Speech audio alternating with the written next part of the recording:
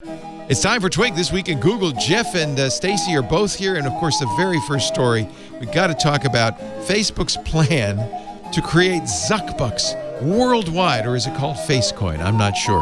We'll also talk about the strange case of the cats on the Facebook feed in Pakistan. It's all coming up next on Twig.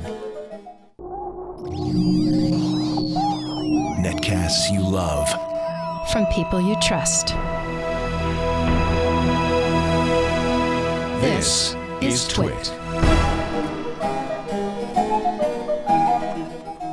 This is Twig. This Week in Google, episode 513, recorded Wednesday, June 19th, 2019. A secret route in Jersey. This Week in Google is brought to you by Worldwide Technology.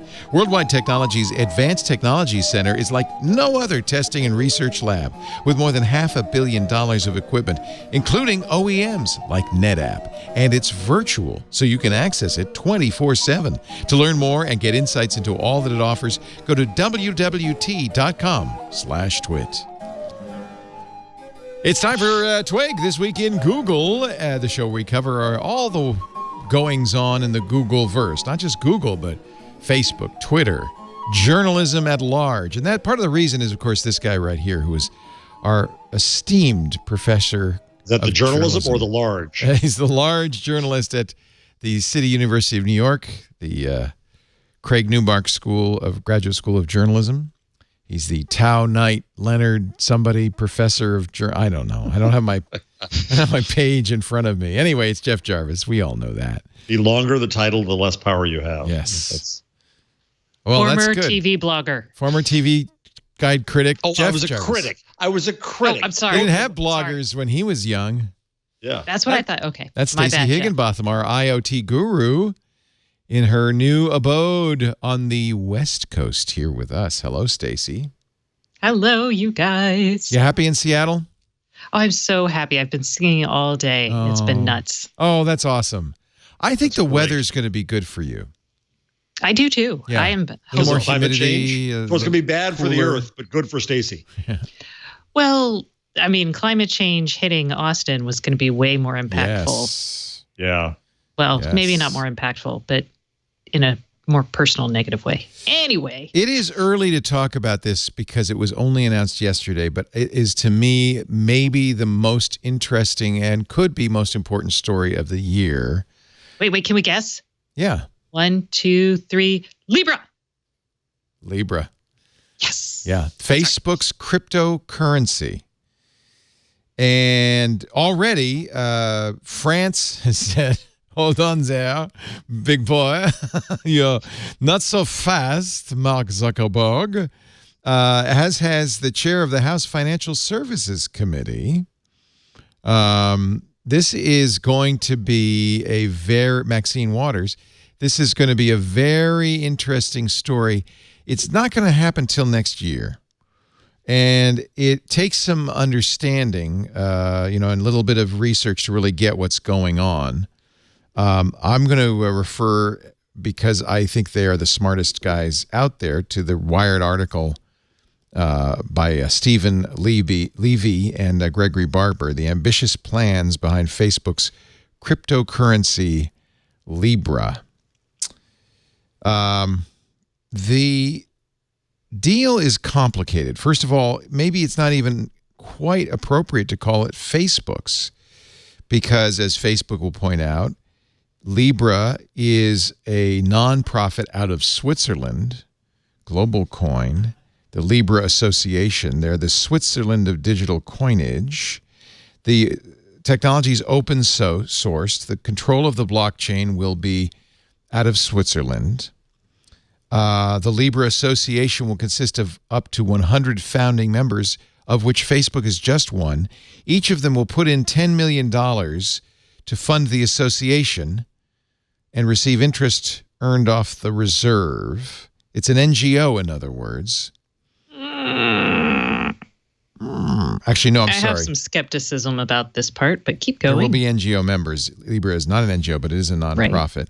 Each member will be empowered. I guess it is ultimately a non-governmental organization, though, in the most truest sense of the word, because, and this is what scares banks and scares governments, it will be a global currency, not pegged to the U.S. dollar, but tied to the dollar, the yen, the euro. Could I throw out a challenge just now for just a second, just for as the discussion continues, is to think about this as if Facebook were not mentioned at all, right? To take that angle out of it and say, does this make sense? Is this a good thing for people? Is this a bad thing for people? Then we can add Facebook back in, and there's perfectly legitimate things to talk about there, is whether or not they're a proper. You're right, because Facebook kind of tilts it. If you say Google, before you do that, I want to think about the theory of this too.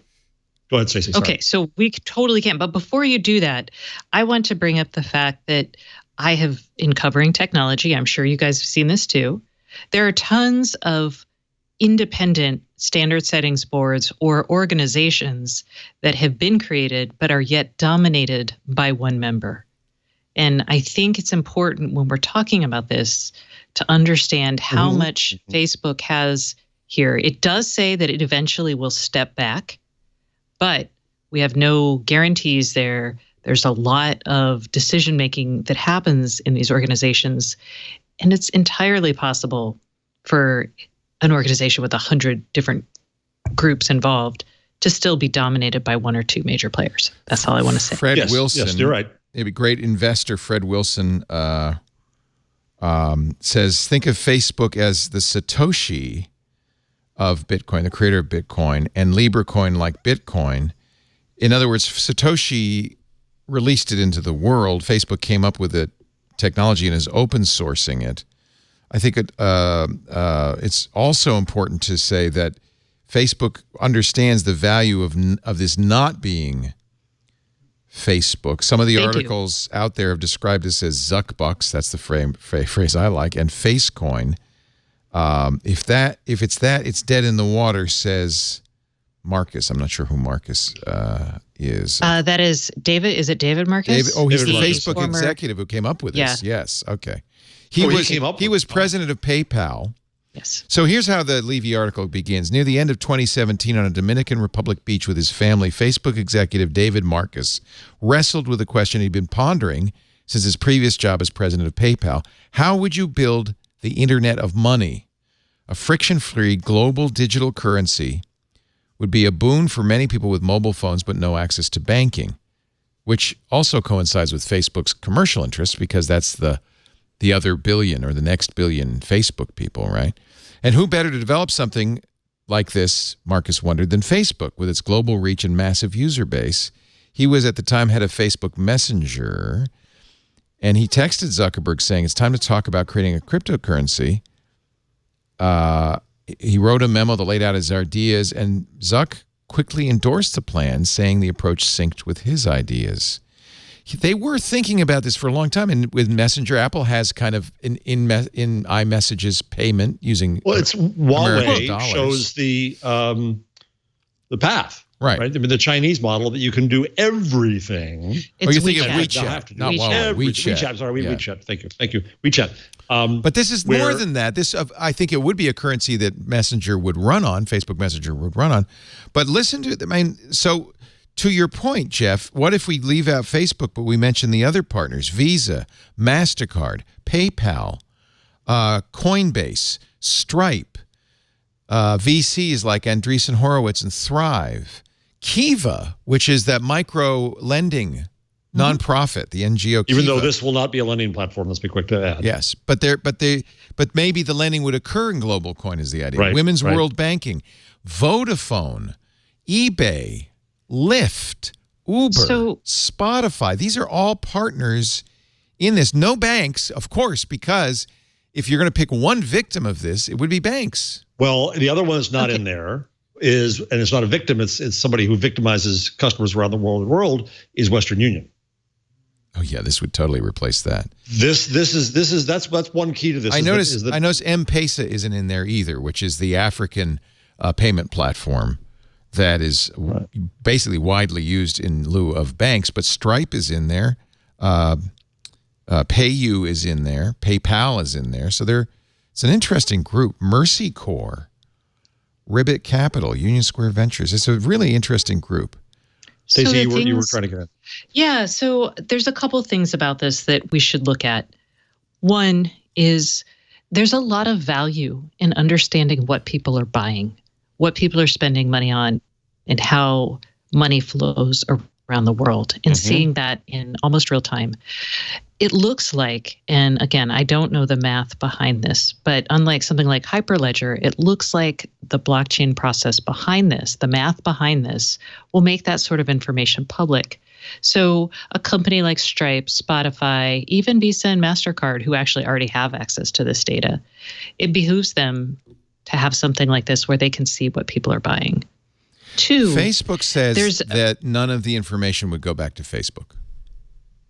Right. I'm not just worried about Facebook. Okay. I'm curious what it means to make transactions public. So I've talked to people in like the FBI and about digital currencies, and they love this because you can find out who owns what and see what's happening. So there's a lot of information and data being available. Like if we're all excited about search data because that shows intent, this is like the next best thing. No, it's the more best thing. Gosh, I don't know what I'm saying there. So Stacey, can you stay there for 1 second just so I understand what you're saying? So because it's on a blockchain, all the transactions are visible. You can see all the transactions. Now, there are ways to make a blockchain private. I don't know if that's been done in this case. So what I'm pointing out are things that I would be asking and looking for. So there's two sides to that, obviously. It's a ledger, so it's necessary that there be some identifying, well, not public, but there be identifying information with each transaction. But it doesn't have to be connected to your public identity. Just like with Bitcoin, it can you just be need an identity that you use in it. It can be a number. But you can find out who people are behind Bitcoins. It's one of the things that surprised some people who thought that Silk Road and other places would be anonymous, is that you can't. I mean, I guess you can. So going back, another thing to look at is the fees generated. Like, how are the participants going to earn money here? And the reason I think about that is we're taking banks out of the equation in this particular example, but someone like Visa or MasterCard is still going to want to have a processing fee, right? Yeah. So how do you build this in? And I think what we're looking at here, and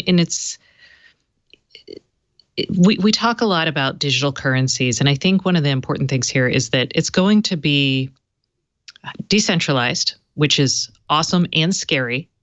And two, you can do microtransactions, which we've been like, oh my gosh, we can't do, we've been waiting for this forever, finally, right? the Messiah has arrived. So microtransactions, yes. Right now we can't, because they talked about this, and I believe it was a Wall Street Journal article, had some good Q&As. I think it was only this particular, this could only do 1,000 transactions per second versus Visa's 24,000 transactions per second. So obviously this is not up to scale yet, right? But if you got to that scale, then you could look at something like, or even greater than that, you could look at something like microtransactions being more feasible. So I think there's a lot of things we don't know here. And I think, yes, it's probably safe to say that this is going to upend something and it's disruptive and blah, blah, blah, all the words. But it's way too early, and we don't know enough yet to say how it's going to be disruptive. So I'm just thinking of the questions I asked to figure out who's going to get. So can I ask you another question, Stacey? So fees, as I said, I've talked to people in especially in African countries, plus also Latin America, where the diaspora sends money back home, right? And the fees and the conversion and the currency conversion, both there's all kinds of fees. That's the Western Union problem. Western Union and others, is fairly awful. So one would hope and presume that this does to that what Craigslist and others did to the horrible pricing of classified ads. But so there are fees in a simple Bitcoin transaction now. What do the fees look like? What's the base? You could set it to what you want, right? So, and the higher you set it, the faster the transaction will occur, because the transaction is done by the miners. So if there's more money in it for them, more coin in it for them, they'll do it faster. You'll get prioritized. You can set it as little as, I can't remember what it was, but 0.00001 Bitcoin, a small fraction of a Bitcoin. That's presumably how this would work as well. Well, are there miners here? Or this is backed That's by... who those $10 million participants are. I think they become the nodes on the blockchain. I haven't read the white paper yet. I think that's the idea.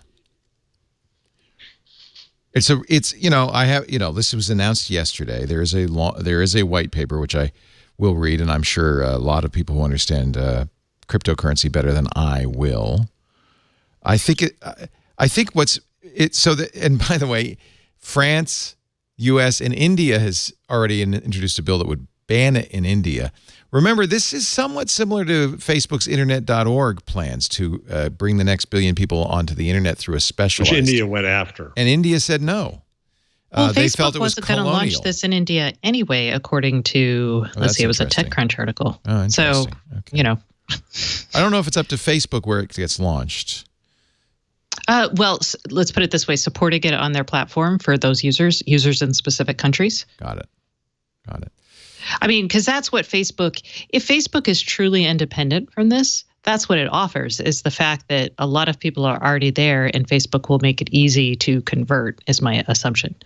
Facebook already has like my credit card information. So Facebook's contribution to this at this point seems to be kind of inspiring and providing the code. But as Kevin Weil, who was an engineer at Instagram, he was a product chief there, who left to work on the project, said in the Wired article, Facebook will have but one seat on the council that oversees the foundations and will have no more rights, no more governance. That isn't exactly the same as everybody else has. So, I like Stephen Levy. He's a smart man, but he also writes with access, and he never jeopardizes his access. Right. So he is the friendliest he is smart and he understands what's happening, but he is very friendly. Okay. Fair enough. I would. There's other articles. Now I'm going to read the white paper. Yeah. Yeah. The white paper, of course, is the most interesting thing. And also this isn't happening till next year. I mean, the reason I'm interested in it is partly because it looks like a grab by Facebook for extra governmental power.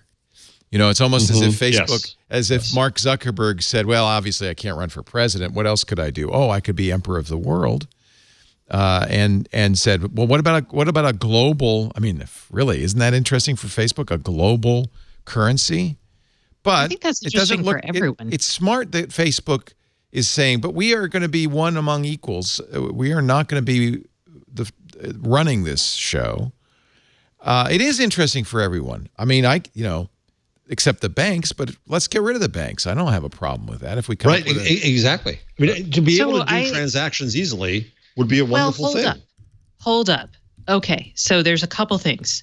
One, this is backed by actual assets. Right. That's not exactly unusual, but the direct link to the assets is probably worth noting. I think they're really trying to solve the problems that they saw with Bitcoin. Right. And with actual assets backing them up, this is predominant. This is a threat not just to banks, but also to the banking regulatory infrastructure and the protections set in place. And state banks. Yeah, well, anything. So if you're the SEC, and if I put my money in a bank, for example, and, it is backed by, up to a certain amount, it is backed by the U.S. government, right? Or FDIC insurance in a bank. If I buy bonds, that's backed by the U.S. government.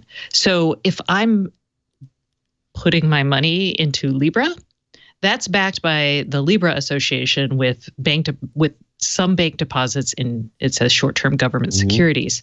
With that, we introduce a new buyer, on the short-term currency or short-term bond markets for, these assets. We kill. This is not a regulated entity at the moment.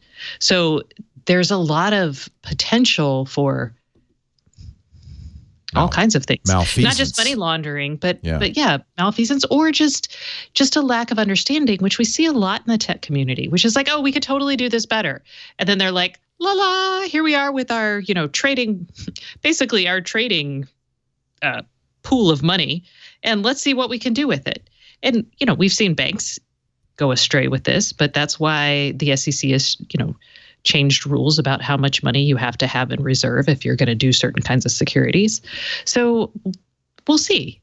I think those are more so, and I am curious about trust and stuff like that, but those are the kind of things where I think the real story is going to be. Mm-hmm.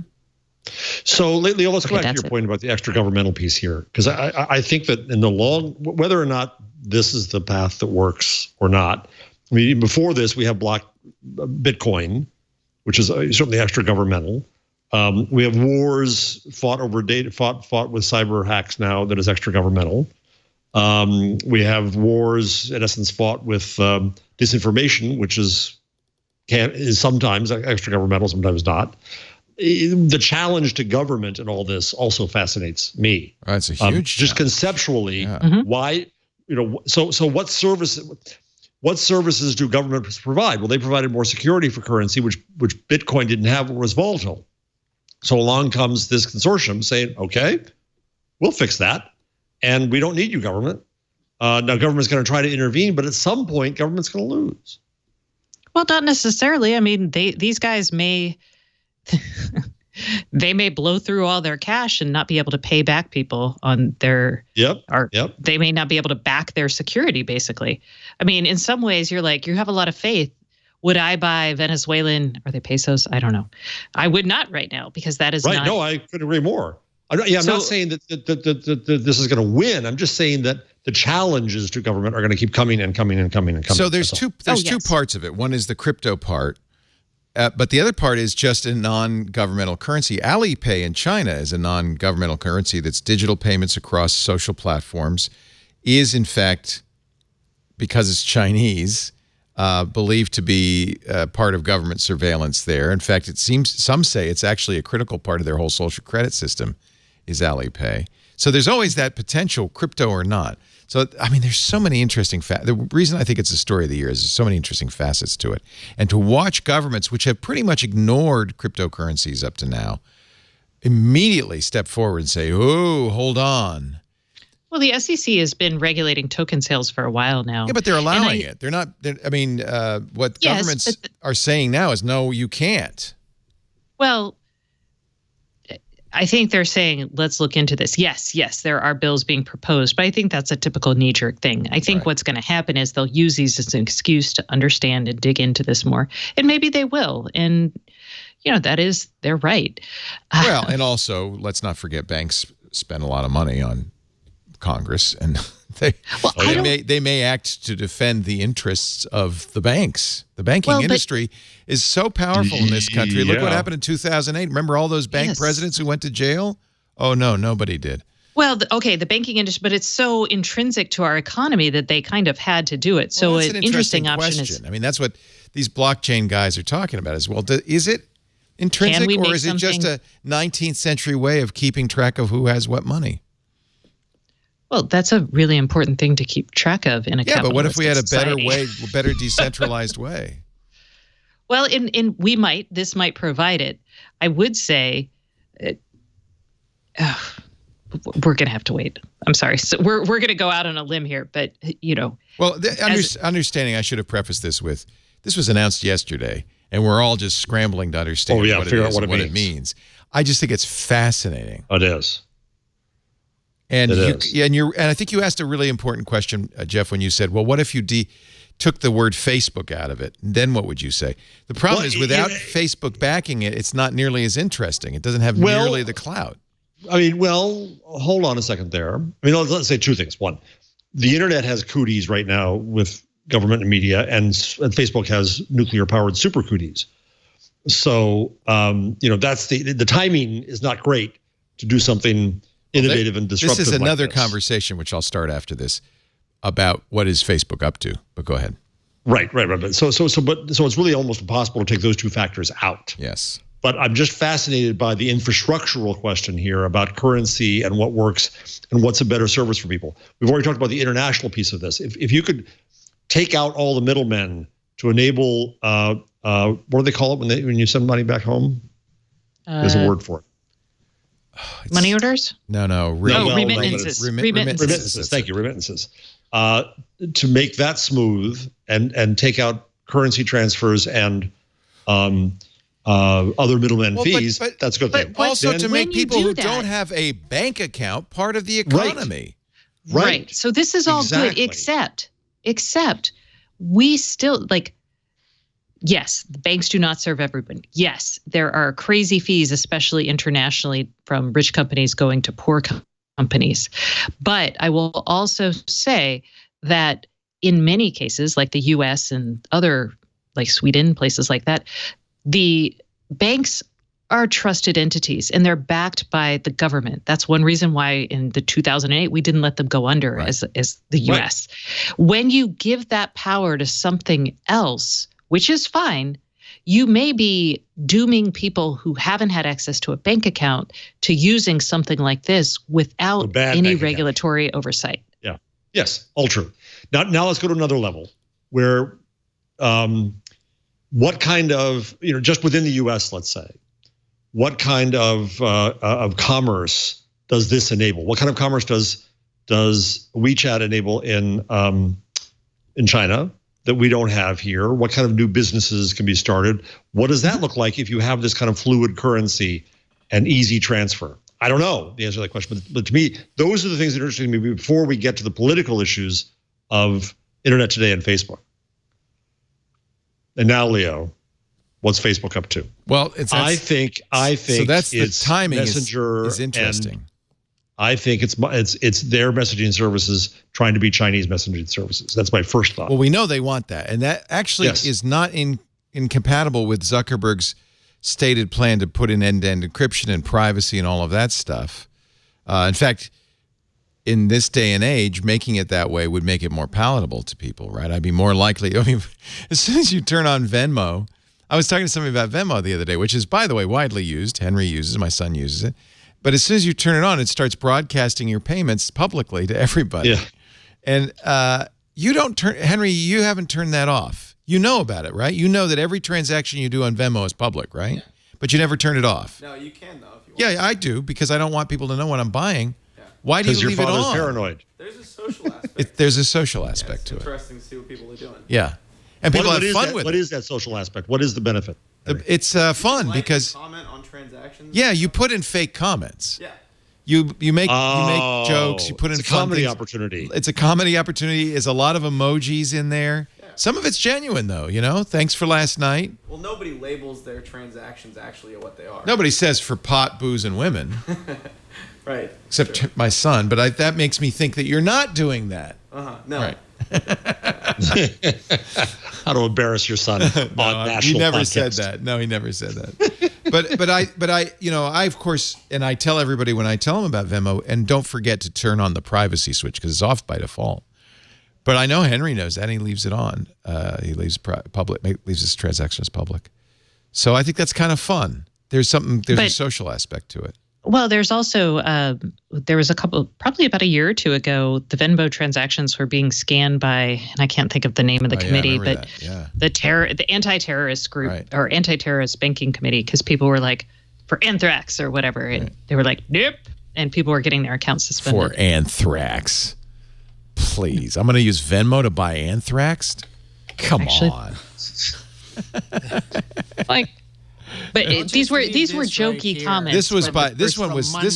This was accidental, right? No, this was somebody went through and scraped Venmo to because you can just because you can to show that hey, this was a computer science student who wanted to demonstrate to his peers, Dan Salmon, that you should really think about what you're doing here. This has been going on forever. This is not, truthfully, everybody knows that it's public. Well, people are still flummoxed by this stuff. I always think everybody knows that this is public. Yeah. Everybody knows how this works. No one knows how these things work. It goes back to the Facebook discussion of you don't have a presumption of privacy on Facebook. Yeah, because you just shared things. And everybody's having a fit about it. But they're finally saying the true fact, which is once you've shared things, you can't presume that it's private. Wait, I got to tell you the best story, because if you haven't read this, Jeff, okay, this is going to get into news. No. Okay, Pinboard. I know. Meche. I love Meche Ceglowski. So did you read his story I did. on, It was awesome. oh my gosh, ambient privacy? Because we should talk about that. I think that is in the list. I was really impressed by that. And we can segue into this. He is becoming, by the way, a great thinker. I am really enjoying his blog. And in fact, I've been meaning to talk to him because I think he would be a great podcast host on our network. But in any event, this was a really interesting story about why privacy is important, I thought. Go ahead, and you can set it up. He put into words what I and many people like me have been saying for like a decade, which is when you have computers and their awesome computing power and ability to retain information in ways that humans cannot, they can hold and store information, even tiny little bits. They can analyze it and put it together in ways that normal people cannot. And they will keep that information and build upon it for the next forever. And it is searchable forever. And he calls this ambient privacy, which is the idea that one by one, pieces of information don't matter, but most people are not aware of how that information gets aggregated, stored, and then referred back to over time. And that is where we're getting into, that's where we're losing our privacy. So, Jeff, you and I argue a lot, I think, because you're talking about privacy in the moment, and I'm talking about this concept of ambient privacy. So I was so excited to read this story. Where is it in the rundown? New Wilderness. There it is. Yes. It's idlewords. Yeah, I got it before. I just couldn't find it again. Yeah. So he says, I'll read a couple of paragraphs just because he's a great writer. Seen in this light, the giant tech companies can make a credible claim to be the defenders of privacy. Just like a dragon can truthfully boast it's good at protecting its hoard of gold, nobody spends more money than securing user data or does it more effectively than Facebook and Google. And this has always been the kind of disconnect. We say, Facebook isn't giving away your privacy. They're keeping it to themselves. It's too valuable. He says the question we need to ask is not whether our data is safe, but why all of a sudden is there so much of it that needs protection? The problem with the dragon, after all, is not its stockpile stewardship, but its appetite. And that's when he brings up the phrase ambient privacy and understanding there's value in having our most trivial everyday transactions, the smallest details of our lives, up until very recently would pass unremembered. But all of a sudden, everything's being recorded. And he says not every conversation needs to be a deposition. I love that. It's a really good post. So two things. One, I'm looking for a book I'm reading. Before we got on the air, call this air, I mentioned to Leo that a friend of ours in the technology world, I'm not going to say who it is, because I don't want to violate the person's privacy. It was a private communication, but said that this person had AFib and was wondering whether to go through an operation. And I'm not a doctor, don't play one on TV, but I shared the reason this person could come to me and we could share information, and I recommended the Cardia, and I told him my experiences because I have been public years ago, right? 2001 is when I got AFib, and I wrote about it.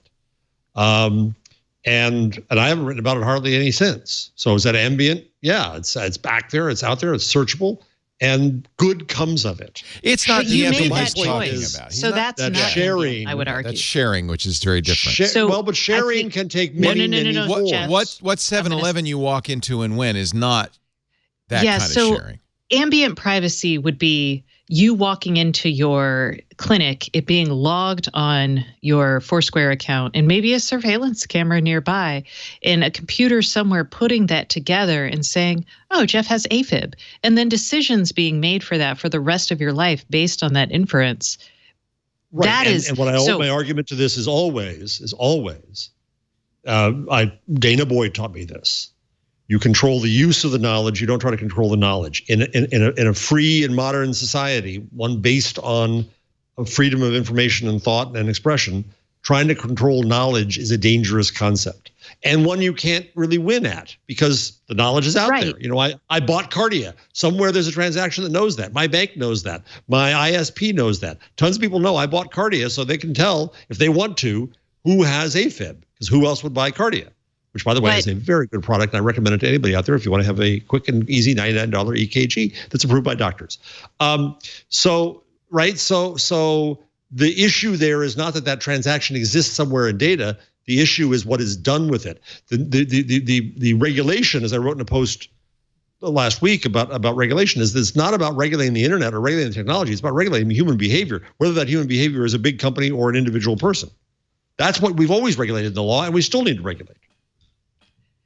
So the challenge, I think, that we've had in having these regulatory, or in talking about this regulations, is we haven't been addressing this type of privacy.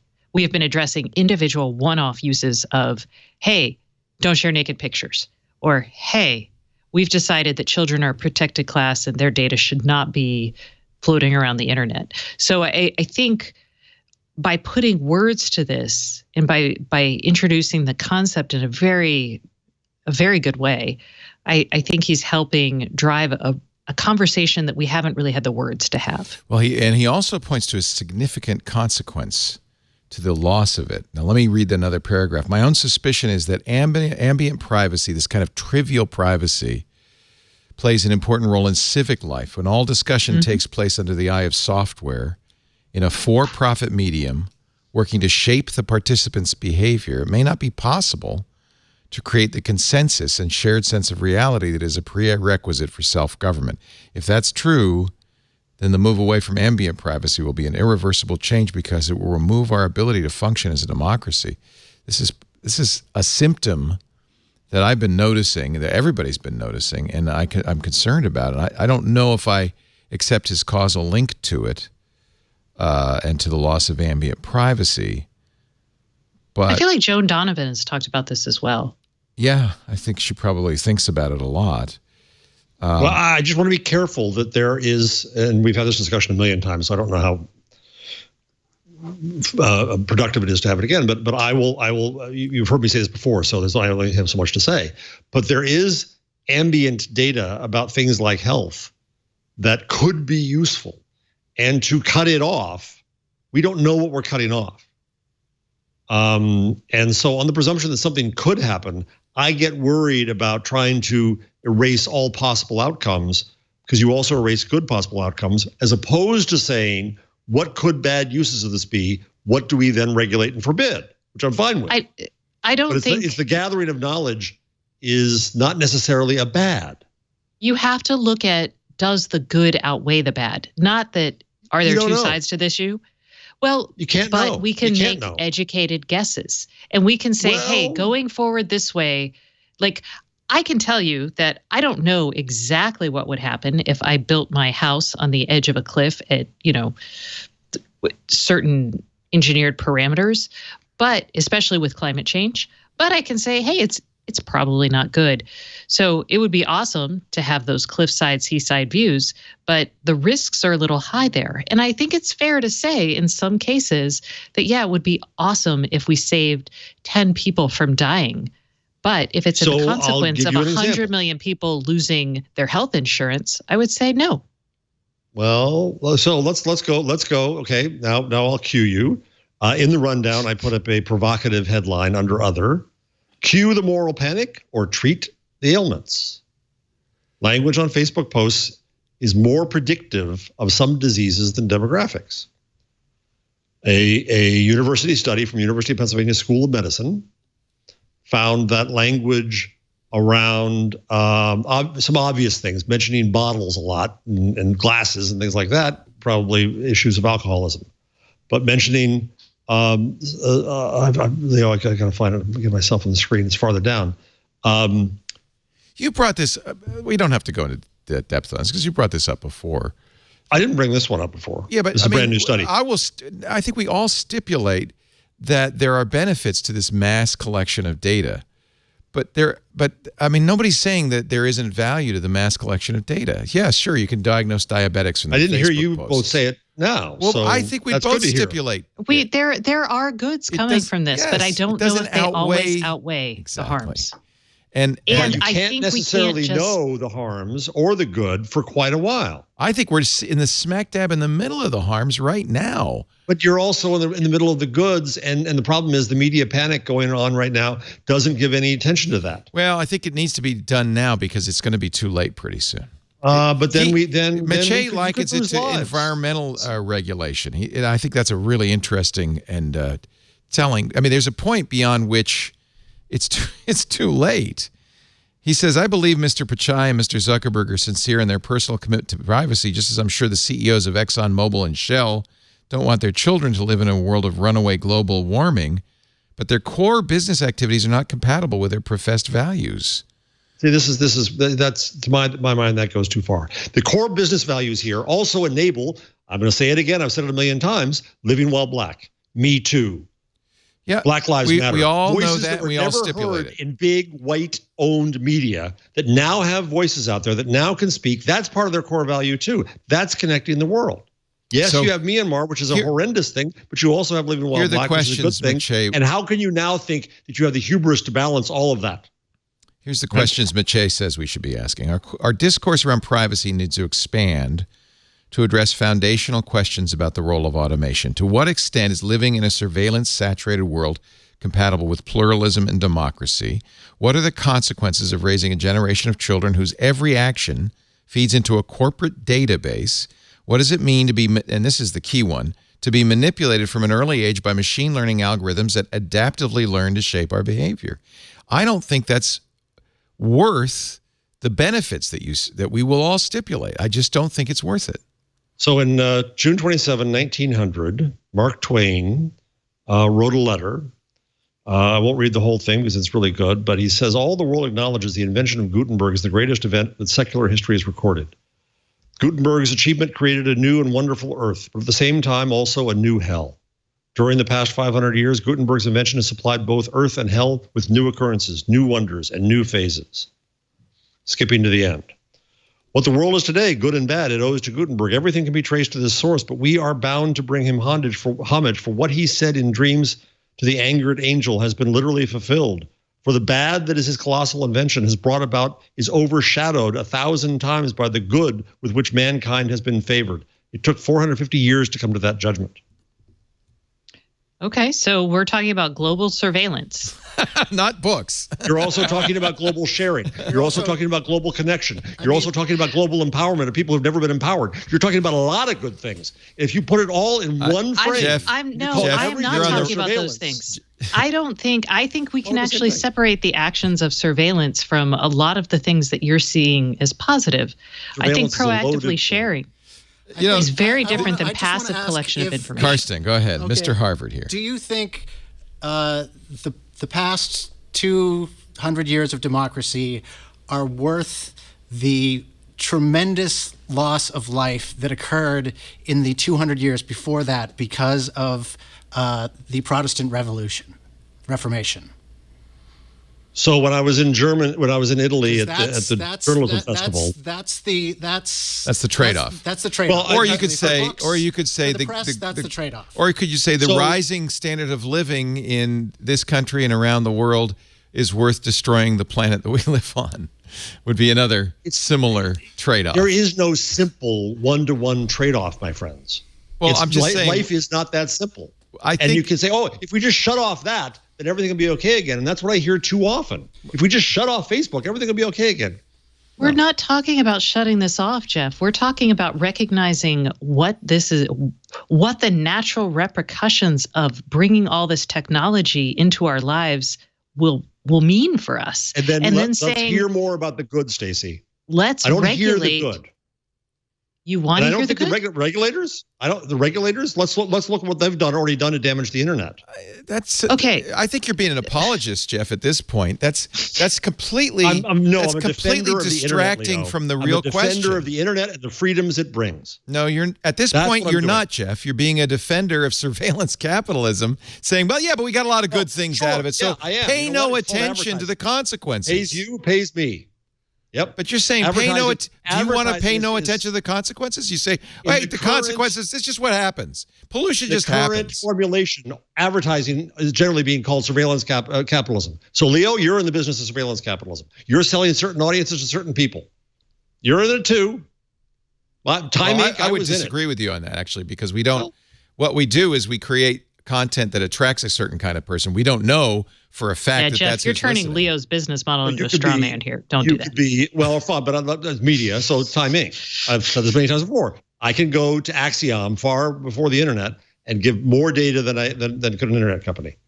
I also am concerned. Defending the internet. I'm also worried concerned about Section 230. That the Section 230 is in danger right now. Well, There's I agree. a law just there are bad today. laws, but you can't. That's not the reason to not think about any regulation. I'm not saying I've written long posts, which I've mentioned on this show, where there are regulatory regimes that I endorse. The Internet Court I endorse. The French structure I endorse. I endorse regulatory regimes, but I don't endorse this idea that labeling the entire internet surveillance is going to be beneficial, because it leads us to bad law like we have, and like law that was proposed today about Section 230. You want to hear about that law from our dear government? I can only imagine. I want to move on from this topic. Well, let's. That's one way to move on. Get me on this. I'm going to get on this one no matter what. This is really dangerous to the internet. This is a proposed law, not an actual law, right? But yes. Who is doing this, and what is the proposal? So it's that they would give Section 230 protection only to companies that show that they are not engaged in political leaning in their moderation. This is an effort on the right to say Facebook and Google and Twitter, you must. This is Josh Hawley's new bill. This attack on 230. And it's one of many attacks that are going to come. I'm not saying this law is going to pass as is, but there are many attacks.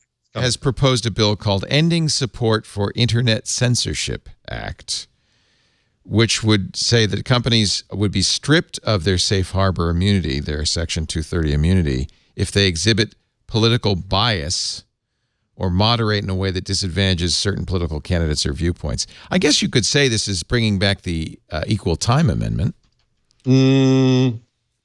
No, I would put it another way. I think that it is a government. It is so absurd to the First Amendment. It's kind of ironic because I bet you anything Josh Hawley was against equal time. It's going to try to It's going to try to regulate the internet like broadcast, which I would find to be abhorrent. So, by the way, Ted Cruz and Nancy Pelosi have. I think might be in bed with this because they've threatened companies like Facebook and Twitter with modifications to the law of 230 if the platforms don't behave in a more responsible and neutral way. Very nervous about the talk about, let's just regulate the internet. We're going to lose freedoms. We're going to lose the potential this brings. So I'm sorry, but I'm not an apologist for any company. What you do to those companies, you do to the internet, and what I'm defending is the internet and the freedoms that it brings that I cherish. What about this, though, Jeff? What about this thought that these companies are not the internet? These companies are Google, Facebook, whatever you want to pick. And really, their goal is not to have a free and open internet. Their goal is to collect this information like the dragon and hoard it to themselves. They are not saying, this is all great, we're going to share. This is not the internet. This is some specific companies who are aggressively pursuing the aggregation of this information and protecting it, keeping it to themselves. The worst companies, I think we can all agree, are the telcos. Yeah. I would say the worst companies are the data brokers. However, I don't care who's the worst company. I care as an individual that I am powerless to control the flow of my data and the protection of my data. And what people. But let's go to this concept of my data. Most data is a transaction, and there's an other side to that transaction. And who's to say who has the premier rights to the information from that transaction? Is you walking down a street of a city have two sides to it? Yes. As a journalist, absolutely, because that is public. And if you restrict the idea of what is public, you restrict my ability as a journalist to report on those things that are public. How about the information about where you slept last night? Who's both sides on that transaction? If I slept in a Comfort Inn, the Comfort Inn has a right to know what that information is and to use that information. Or what if you slept at your girlfriend's house? No, but where is that information necessarily? It's probably my phone company. It's probably not at Google or Facebook. It's public by it could be public using face recognition on a camera that's running on a street and Google outside your girlfriend's house. Google knows it. Google knows it because it's on your phone. We go back to the street. Again, what's public is public, and they don't make that distinction. So what's public, though, Jeff, is now that's very easy and cheap to aggregate all of your information. So as a journalist, yes, I can see as a journalist people doing something and doing my job on a public street. So I can go out and talk to people and get news. But the government can also follow me while I'm getting that news, see exactly who I'm meeting with, which means clandestine source meetings become way more difficult. And they could also use that to track me or build a case against me. But you could also use this to look at the case we had just this week of the horrendous police in Phoenix and the surveillance cameras gave the case to show how they abused a pregnant woman. There's zero point in us going back and forth. Let me put words in Jeff's mouth really quick. Jeff wants to not regulate the collection of this. He wants to regulate how it's used by companies. Yes. Yeah, that's what. And I'm fine with that. And I'm more than fine with that. But what I get nervous about this idea that data is a scare word and knowledge is a bad thing. That's a very dangerous thing to do in a supposedly enlightened country. I don't know if we're a supposedly enlightened country anymore. I think that might be part of the problem. Oof. But then, you go over that line. I understand what you're saying, but that's a dangerous. Don't you agree? That's a hard line, isn't it, Stacey? I am very concerned about where we have. I mean, ever since the Patriot Act, I've been thinking about what we do as a country. So it is a hard line, but it is something to think about, especially as a journalist. And then whom do you trust to manage that? The Patriot Act didn't come from Google or Facebook. It came from the government. You want to regulate Google and Facebook. I know, but giving the government access to more and more data, which they can get through subpoenas and they can get through, the use of tools from some of these companies does become, a challenge. And I'm not just against Google and Facebook. I'm against all collection of this data and all applications of surveillance technology, basically. Well, again, define the words this data and surveillance technology, right? A lot of this is useful and good. And that is a very broad sweep that says gathering data and information is bad. I would say unlimited use of facial recognition data by municipalities and government entities is a problem. I would say unregulated use of facial recognition in private places used to create red lines or limit access to certain populations is a problem. Would you require that faces be blurred, that tapes be erased, let's say? Is that a way to regulate that? How does everybody feel about the recent laws passed in San Francisco?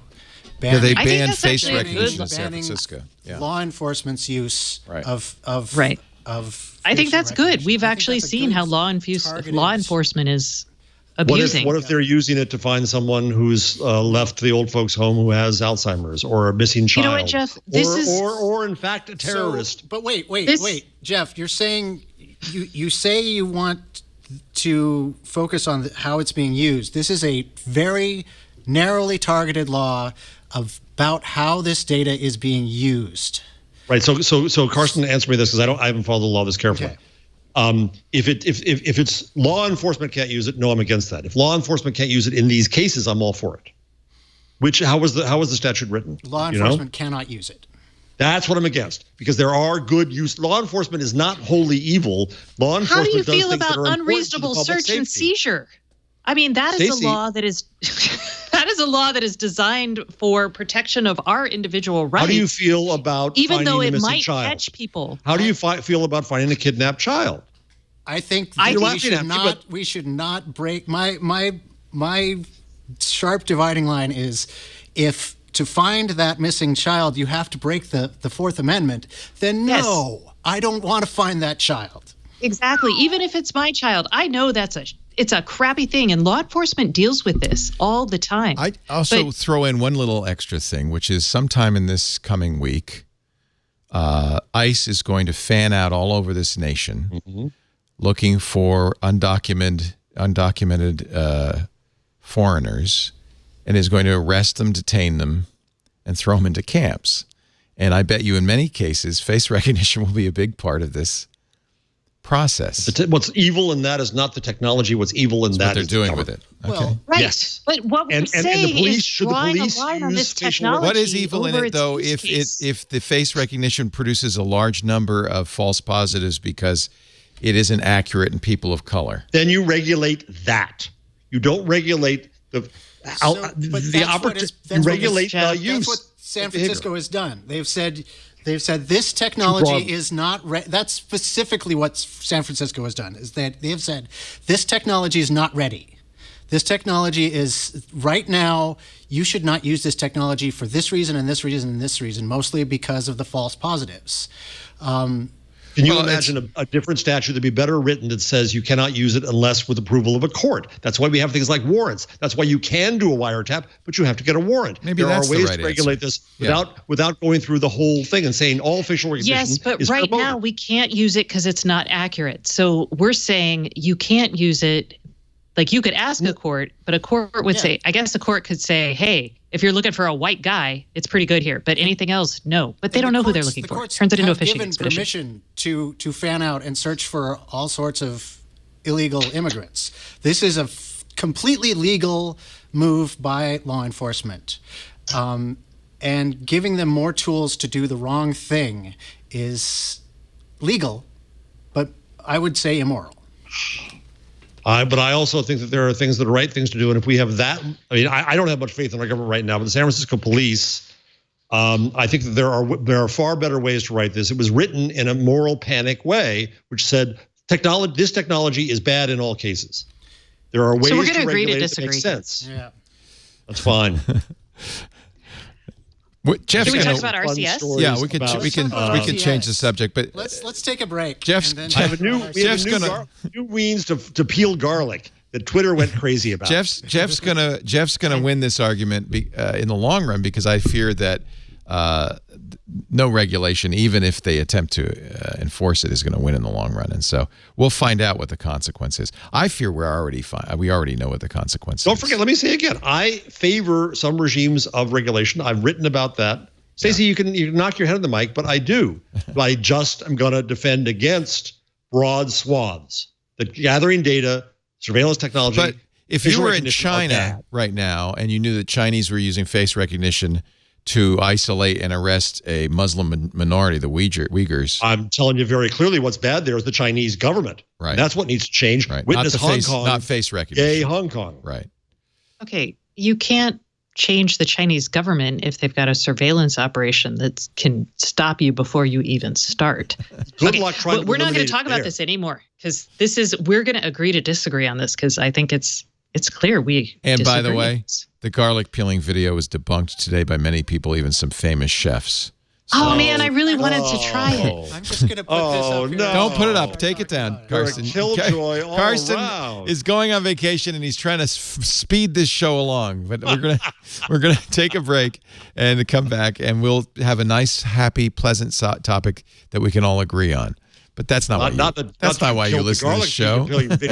You guys have I've been hanging out with my worry bird the last 30 minutes. I'm just like, worry bird. I knew that video was BS, because I have peeled a lot of garlic in my time, and there's no way that works. Well, go cue it up so we can watch unless it. it's really, really Stacey, old do you garlic. happen to have any garlic in the house? No, and because my husband doesn't eat garlic anymore, so I was What's like, wrong with him? It's a sad thing. Jeez Louise. I hope to God I never get to that point in life where I can't eat garlic. Garlic does to him what this conversation did to Stacey and me. He's a vampire. I'll just be Give honest. Andrew a worry bird and move on. It's time to talk about our fine sponsor, Worldwide Technology, and their ATC, their Advanced Technology Center. They've been building this for over a decade now.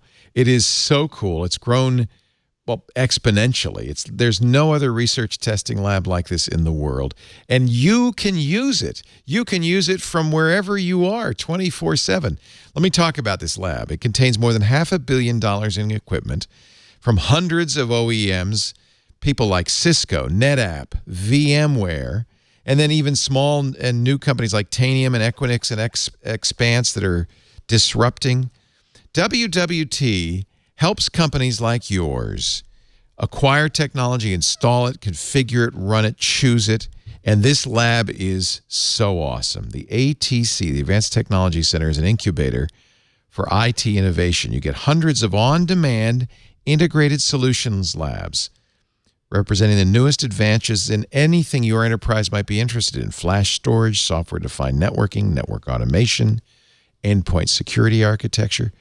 I mean, as a perfect example here, we're sitting here and we're trying to figure out what should we use for how should our security architecture be built. We can go to the lab, we can configure it, we can try it, we can even do this remotely from here to see how things work, what works with what. You can learn about products before you launch them. In fact, that's how WWT's own engineers do it. They use these environments to spin up proofs of concept and pilots in a sandbox. So the customers can see how they work. They can confidently select the best solutions, reducing your time of delivery from concept to market from months to weeks. They offer something, this is actually exciting, called Lab as a Service. It's a dedicated lab space within the ATC where you can perform your own programmatic testing using that incredible technology ecosystem they've built there. They also have a virtual system. You can take full advantage of their unique benefits anywhere in the world 24/7. In fact, this summer they're going to launch a new digital platform with hands-on access to more than 200 new lab environments. WWT engineers work in these labs every day. They're beta testing new equipment. They're building reference architectures. They're setting up custom integrations for their customers so that as a customer, you can see the results. You can make decisions with much less investment. This is a benefit for everyone. I want you to know about it because you can use it. If you go right now to wwt.com/twit, you can sign up for pre-launch access to the new on-demand lab platform. WWT simplifies the complex. WWT, worldwide technology. wwt.com/twit. WWT is delivering business and technology outcomes around the world. Let them deliver them to your door. Thank you, WWT, for supporting This Week in Google. And thank you for supporting Twig by using that special URL. So deep fake garlic? Are you telling me it's deep fake? Show the garlic. Roll the garlic. Is this on Twitter? I missed this somehow. This is a video on Twitter of a way to peel garlic. You take the knife, you take the garlic. What is she using to do this? A knife. She's putting a knife in the bottom of the garlic and pulling it out from the papery leaves so you don't have to peel it. Let me just tell you, this has got to be maybe like a month, 2-month-old garlic for this to work. There's just no way. Not with fresh garlic, you don't. Garlic. The skin is very. So a number of big-time chefs debunked it, and one guy actually cut himself doing it. Oh, Jesus. So no. Here's another story. I love this story. Rap Genius, which is a site for lyrics. It's a crowdsourced site for lyrics, but it is the place. If I want to know lyrics, I'd like to go. But lately, we have all realized the best way to figure out what the lyrics in a song are, just ask Google. Google song name and lyrics. Let's try it with Not Today lyrics by Alessia Cara. And see, this is the thing. It's not a snippet. It's not like Songzuschrift. It's the whole freaking lyric. Oh, well, the fun of Rap Genius is it's annotated to explain I agree. What the heck things are. I agree. And if you do this on Google, if you don't understand the fun of Rap Genius, you're going to probably find this. Now, Google does immediately right beneath it. Yeah, the copyright notice, which is funny, comes from the music publisher. But it turns out that's not new. where... That's new as of This is new. That's what they're doing now. Source Lyric Find is new because here's what happened. Rap Genius, it turns out, has been doing what a lot of Mac makers have been doing for hundreds of years, putting different information in the lyrics. In this case, choosing between smart apostrophes and dumb apostrophes. In the punctuation, they've been watermarking lyrics on their website. And in fact, let me just show you, because it's even cleverer than that, because the mix of straight apostrophes and curly apostrophes can be used to create a Morse code that when you spell it out, watch this, here it comes, gives you the words Red-handed. Brilliant. That's pretty cool. So That's pretty good. apparently, even though those were unique to Genius, Google was displaying them. Now, Google's explanation is, we don't scrape the net directly. We use Lyric Find to do that. This is, by the way, the excuse that companies have used for years. We just hire a third party, and they break the law on our behalf. Lyric Find says, no, we have the a U.S. whole military. right. We have a whole team, a content team that does, sometimes we get them from the artists, sometimes we get them from websites. What I really would like is for Google there's two things Google could do. One is they could buy these lyrics from the publisher if they really want the information. But what if you just gave the first verse and then a link back to the source? Just like they do with newspapers. Do snippets. Yeah, I think that's right. I'm amazed that there hasn't been. So if this had happened 10 years ago, there would have been copyright screams from the publishers. Clearly, there's benefit to having the lyrics online. It must drive attention. Well, remember, we're old enough to remember when you'd buy an album, it'd have the lyrics on it. But some artists didn't want the lyric. They wanted you to guess. Like the Rolling Stones never put lyrics on their stuff. Right. And I also remember when I'm old enough to remember in the early days of the internet that I so dearly love and protect, that if you put up more than N lines of lyrics, you were in trouble. And that's kind of gone away. Well, that's interesting. Because it is copyright. It is publishers copyrighted. Yeah. It's already copyrighted. They own it. So, yeah, I agree with you. Let's give credit to Rap Genius, now just genius.com, that the information that is on their site is much more than just lyrics. They're annotated. But the interesting is they get it off listening to the music, so they're violating copyright right there. In many cases, they get it from fans. It's crowdsourced. That's what I'm saying. It's crowdsourced. But they don't get it from... But also, the artists themselves annotate. I don't know if you've ever... Exactly. Yes. So that's why it's all seen as a good now. So the funny thing, what I'm trying to say is this. The funny thing is that, and I like the guys at Genius, they're very smart, and I'm not criticizing them, but they are in essence violating the copyright of the music producer, and now they're accusing Google of violating the copyright that they violate.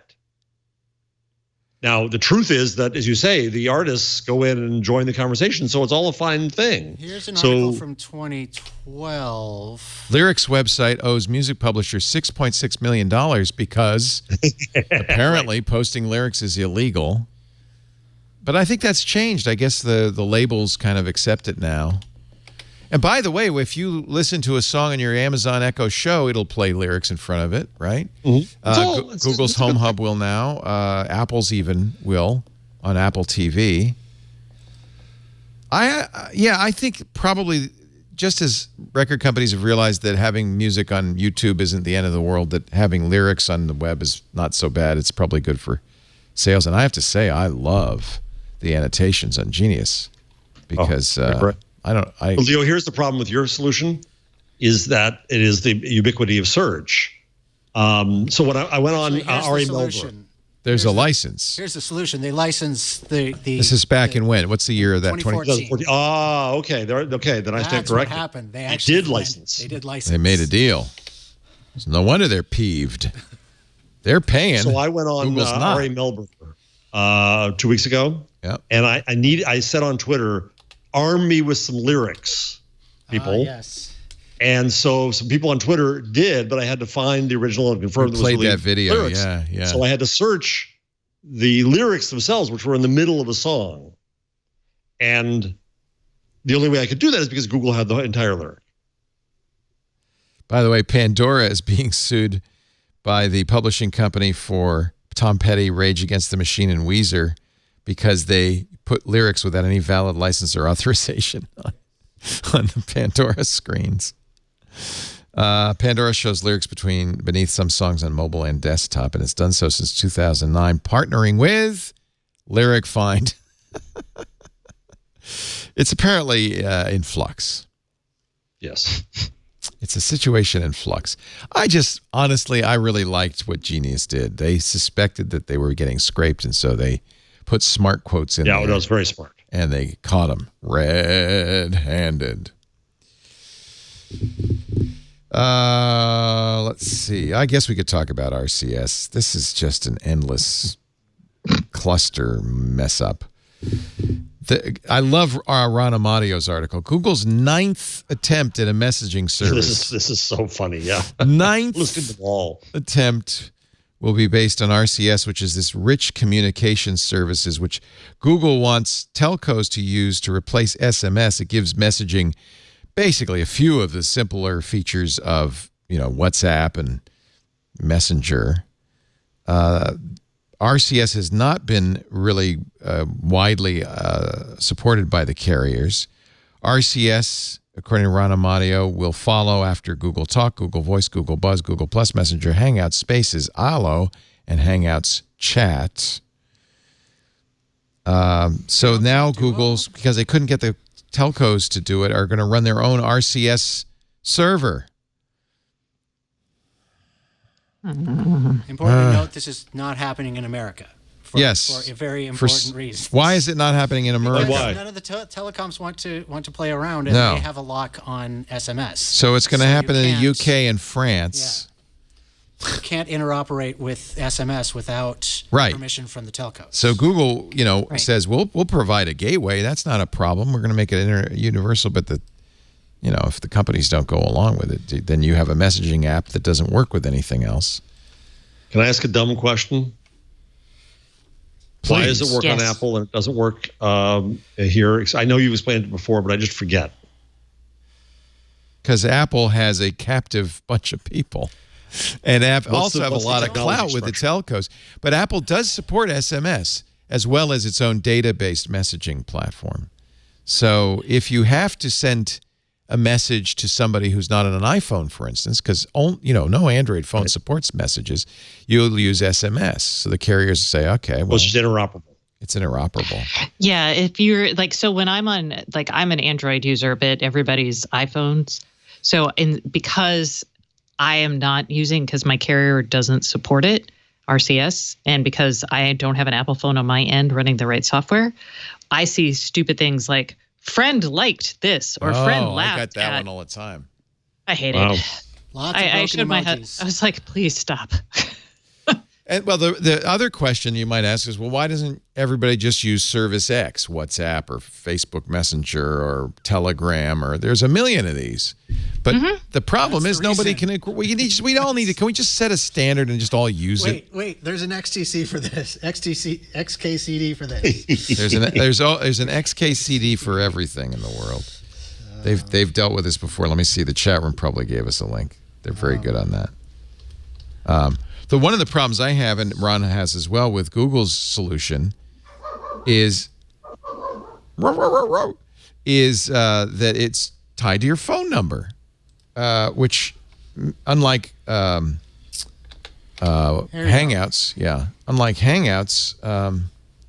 means that you can't use it on your desktop easily.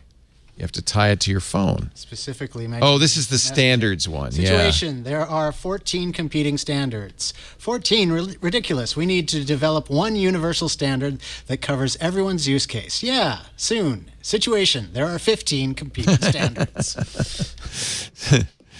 Standards are great. There's so many of them. So I think Google is probably the last company in the world that should try to get everybody to use a standardized messaging platform. So is it just hopeless? As an Android user, we'll never have really good messaging? In some part, like if you're in Brazil, everybody just uses WhatsApp, and that's that. Yeah, so that becomes the standard. So Facebook wins. In that case, my friends, we all use instead of group text, we use WhatsApp. We used to use Hangouts, but now we don't know who's going to have support for Hangouts. I still use Hangouts. I want it to work because it works on all my phones. It works on iPhone, works on Android. It works on my desktop. There's a Chrome plugin. Google already has the perfect solution. It's just depressing. I don't know what the answer is. So Stacey, how'd the dog adjust to the move? She's still barking. She's not doing well. She's sad. No. Oh no, Mrs. Austin. I think she's just. We were here for first we flew her up here, which was beyond That's scary hard. for her. Yeah, that's really Yeah. hard. Yeah. And then when she got here, we had like 2 weeks of nothing in the house, and she got used to that. And then suddenly we put her too much away change, and then huh? suddenly all the furniture came. And so we kind of broke the dog, but we're trying to get her back onto track. I'm sure she She should, hopefully she'll get, I mean, I don't know what else to do for her. Oh, she'll get you. No, she'll settle down. treats, many treats. Yeah, just love her. We're doing treats. Cuddle her. She doesn't like walks anymore. She doesn't want to leave the house for very long. Yeah, she's afraid it'll be gone when she gets back. Yeah, so we're trying. Let her. She needs to pee inside the house everywhere to mark it. Nope, that is And not. then- She doesn't want to do that, and we don't want her to do that. Casey So, yeah. Newton does it again. Blockbuster article on The Verge, once again talking about the poor content moderators at Facebook. Casey wrote a story about Phoenix and then heard from a lot of people. Now it's Facebook's lowest performing content moderation site in Tampa, Florida. Facebook does this thing that a lot of companies do, which is they outsource it. They outsource it to a company called Cognizant. It's a big contract, $100 million for 2 years. Cognizant hires people working for $15 an hour, which sounds low until you understand that the minimum wage in Florida is like $8. So people are happy to have this job, but it is a nightmare. Furthermore, Casey had a bunch of contact. They have a 14-page NDA, but Casey was able to get some people to talk to him.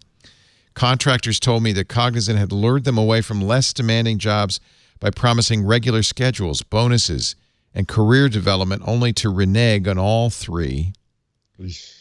They described a filthy workplace in which they regularly find pubic hair and other bodily waste at their workstations. Employees said managers laugh off or ignore sexual harassment and threats of violence. Wait, why is there pubic hair at their workstation? Don't ask. Stacey, do we have to ask? It's on a need-to-know basis. Yeah, let's. Just don't ask questions like that. Stacey, I admit when I read it, I focused on that as well. But let's just move on, shall we? Yeah, let's please. It's a terrible play. I'm just like, wait, how does that even happen? But okay, yeah, I shouldn't ask these questions. Well, remember too. I mean, the other part of this, and this is a horrific article. It's in fact, there's definitely a trigger warning in this article because it just talks about some of the content that these moderators have to see. And not just once, but again and again. There's one moderator talks about an animal abuse situation. He flagged it, of course. Facebook decided not to pull it down, saying, and get this, we want the authorities to have a chance to track down and arrest the perpetrator. The moderator says, and as a result, this keeps getting reshared, and I keep having to see it over and over and over again. They have the video. Why don't they just send it to the authorities?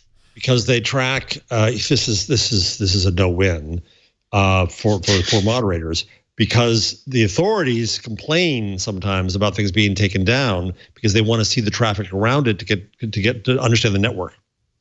As the weeks went on, the video continued to reappear in his queue, and he realized police were unlikely to look into the case. They kept reposting it again and again, he said, pounding the table as he spoke. It made me so angry I had to listen to it all day.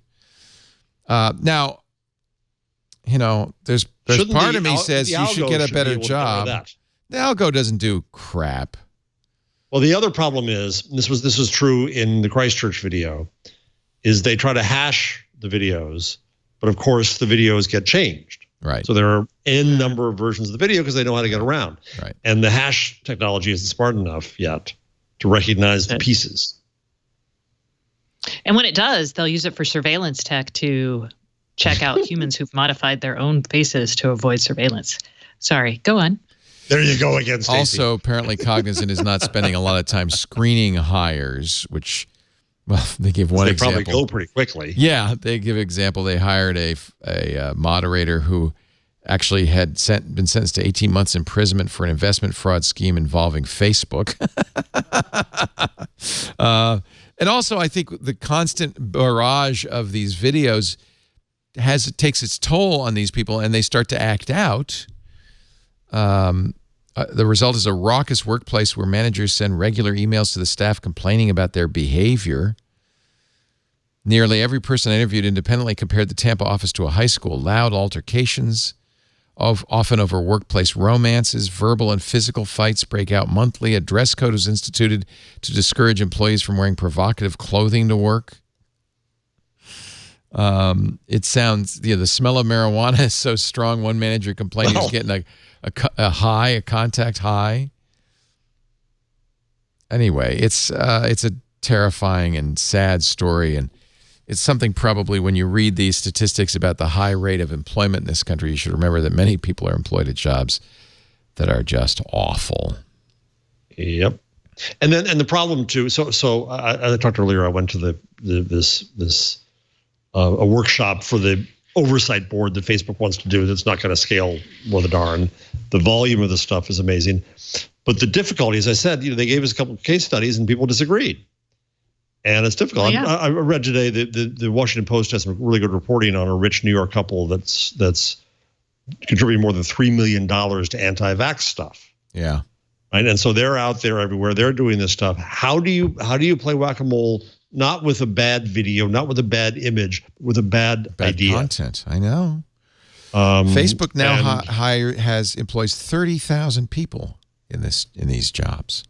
And as I like to point out at this moment, there are fewer, and again, it's apples and oranges, but there are fewer than 30,000 journalists working for newspapers in the U.S. now. Yeah.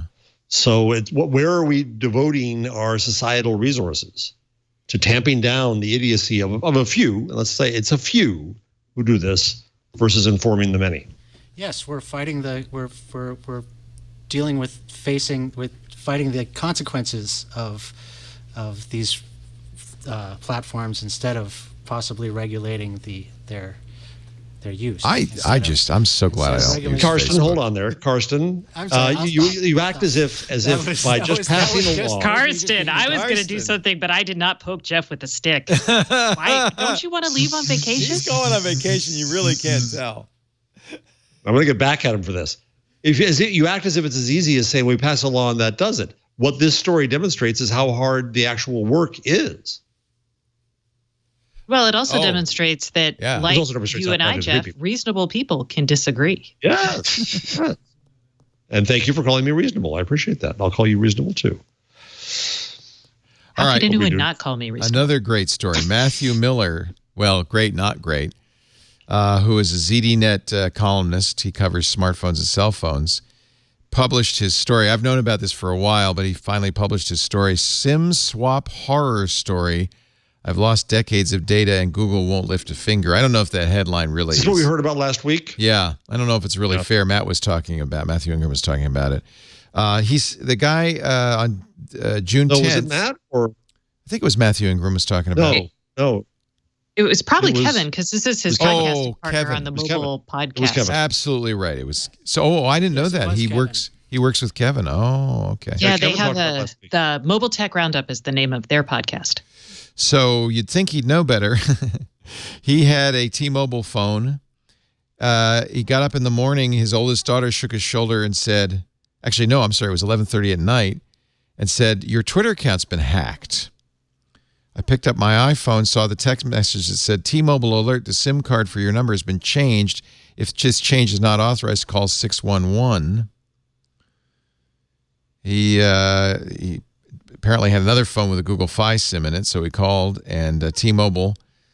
He called T-Mobile and said, I did not authorize a change to my account. I was able to get them to assign my number back by giving them the SIM card ID. I asked why they would allow someone to call up and take my SIM without my approval.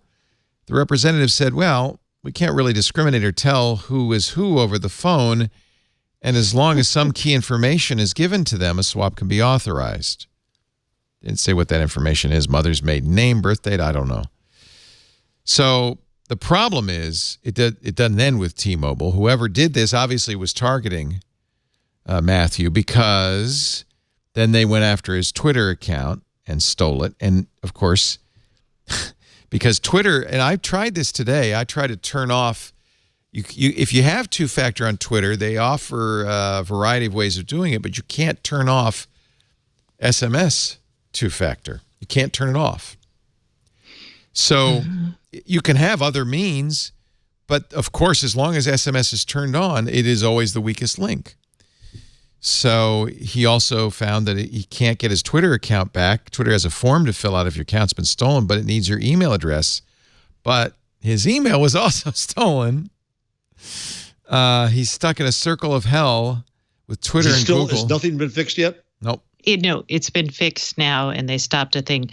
I will point you to, just because this is, Kevin did a blog post on his aboutchromebooks.com talking about what needs to happen to make something like this not happen.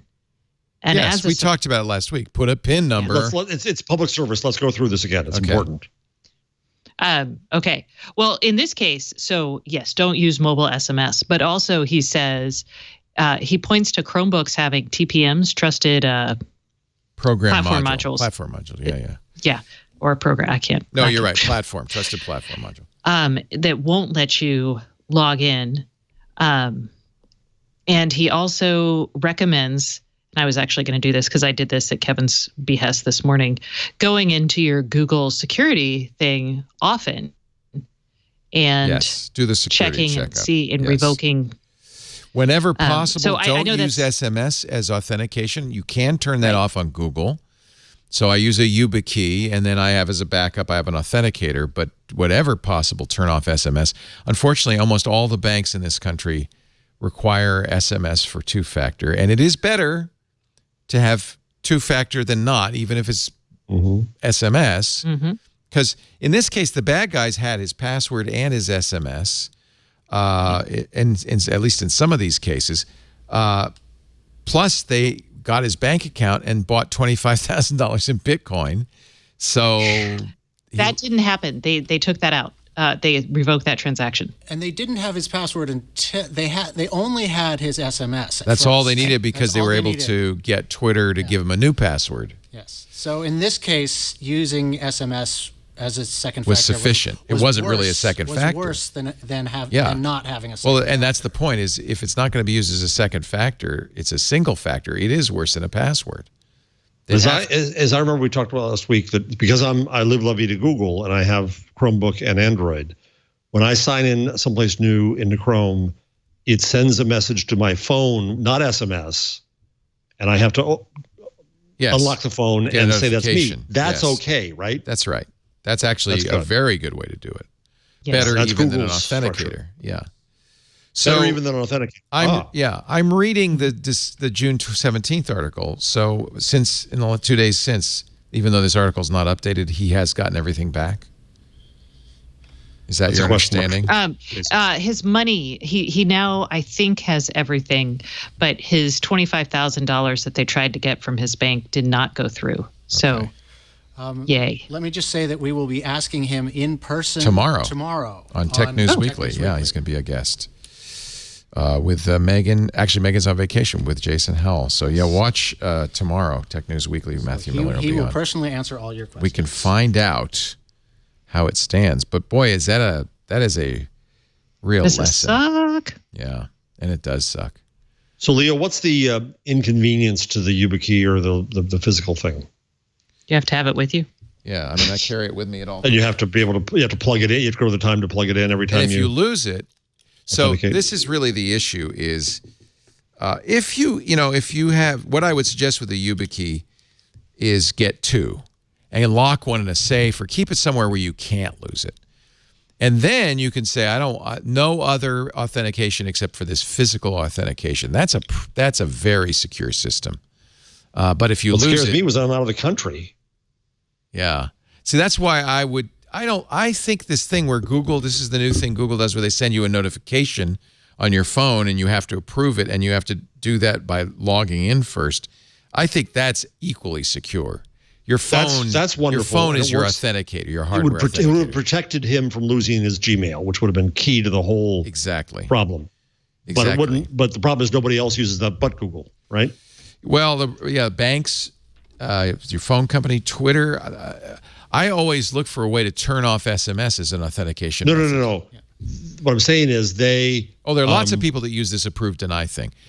Duo Security uses it. Microsoft uses it. Oh, okay. That is kind of the new standard as opposed to the 6-digit authenticator. And a lot of people are also starting to use authenticator apps like Google Authenticator.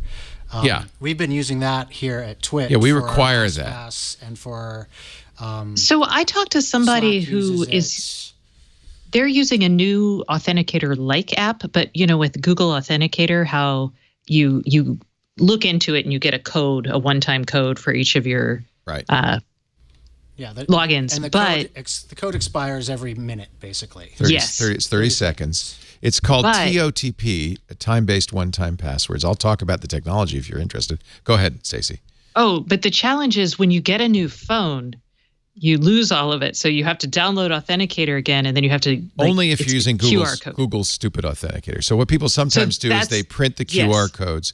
I use and recommend an authenticator that called Authy, which is free from Twilio. AUTHY. That's what I wanted. Okay. I was like, there's another one, and I can't remember the name of it, and I've been looking for it. There's several of them that do this. Authy's my favorite. Authy has you create an Authy account and you encrypt your so the reason this is I like this approve deny thing a little bit better. The way time-based one-time passwords work is every site has in effect a second password, a long secret number. And that is hashed with the time of day, updated every 30 seconds to generate a 6-digit code. But that is kind of like a password. And if somebody were to get those long numbers, they could come up with the authentication code. So that's the problem with that system. And that's one reason probably Google Authenticator says, well, I'm going to give you that number once. It's going to be stored deep within Authenticator. Nobody else will get access to it. But if you get a new phone or you lose your phone, you're out of luck. Authy tries to make it more convenient by storing that long number in your Authy account. It encrypts it on device, sends it to Authy. Twilio doesn't have access to it.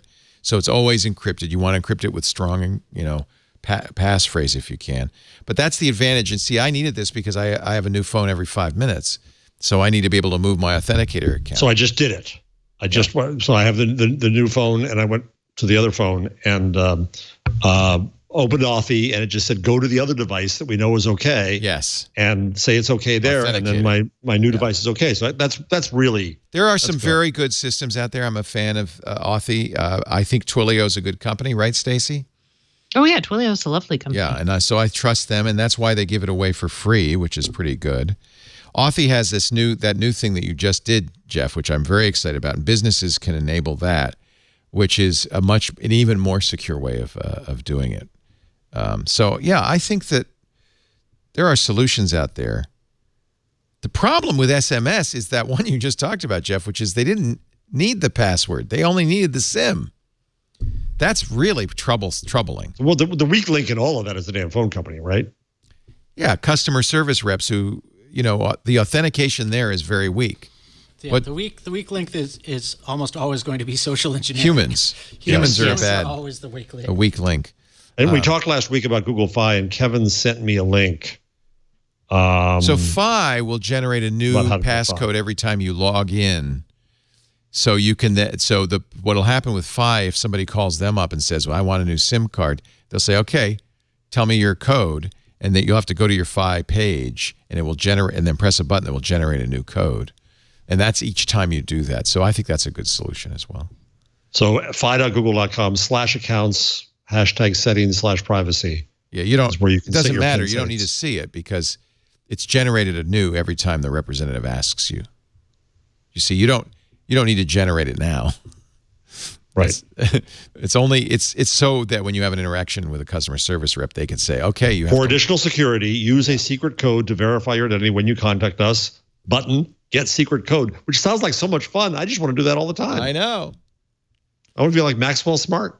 So this is something we always have to give Google credit for. They're good at security. Mm-hmm. They're real good at security. If you go to your Fi, if you have a Fi account and you go to your Fi account, under settings, there's a privacy button. You could show this, Carson. I don't care. There's a privacy button, and this is where you get the secret code to verify your identity. So you just press that button. We don't want to know it. No, you can have it now. It's not worth anything. It's the same thing. It's a TOTP, and it expires in 30 minutes. 30 minutes or 30 seconds? This one, 30 minutes. Okay. All right. I probably shouldn't give that out, but Anyway, please don't use that, hackers, please. 30 minutes, go. I honestly feel really lucky that this has never happened to me. Oh, Don't jinx the gods. Would you knock some wood, please? Knock some wood. Thank you. Well, that's why my strong preference is you use YubiKeys. Apple now, LastPass supports it now. Apple supports it finally on the iPhone. I never have. My challenge is I never have the right thing. I used to have like a little RSA security dongle at Time Inc. They made me have one of those on my corporate computer, which I never used. Right. I did have one. But yeah, I never have the right tool with me because I actually wander around with my computer and I never have my phone with me. So I'm constantly like, oh, crap. So this is on the key ring that my house key and my car keys are on. So I really can't leave home without it. No, I just mean like, I'll be downstairs and it'll be upstairs. Right. I mean, am I complaining about having to walk? There is a trade-off between security and convenience. That's the fact. I will note that Leo complained about this for about 3 or 4 weeks straight when he first started doing it. What do you mean? Oh, no, that was when I did the super security. Where's my YubiKey? That was when I did Google's super security. So what is more super? Explain the difference between those two things again to me. That's when it will only accept a hardware token. And they require you to buy two. A Titan, or you can use a Titan security key, which does both Bluetooth and hardware. And that's the only way you can log in. And that actually turns off a number of useful features in your Google account. Single time you log in. Every single time. So that's for people like Podesta. If you're the Democratic National Committee, you should absolutely be securing your email. What does Google call it? The super duper authentication technology. But and they even say this is going to be really inconvenient. But it's good. Yeah, I tried it because I thought, well, I'd like to do it. It's called Google Advanced Protection. And I tried it for a while, but you're right, Karsten. I was bemoaning it every time. They were last year. They were at RightsCon and were offering the keys free to everyone because these are people who are out there doing dangerous things. Yeah.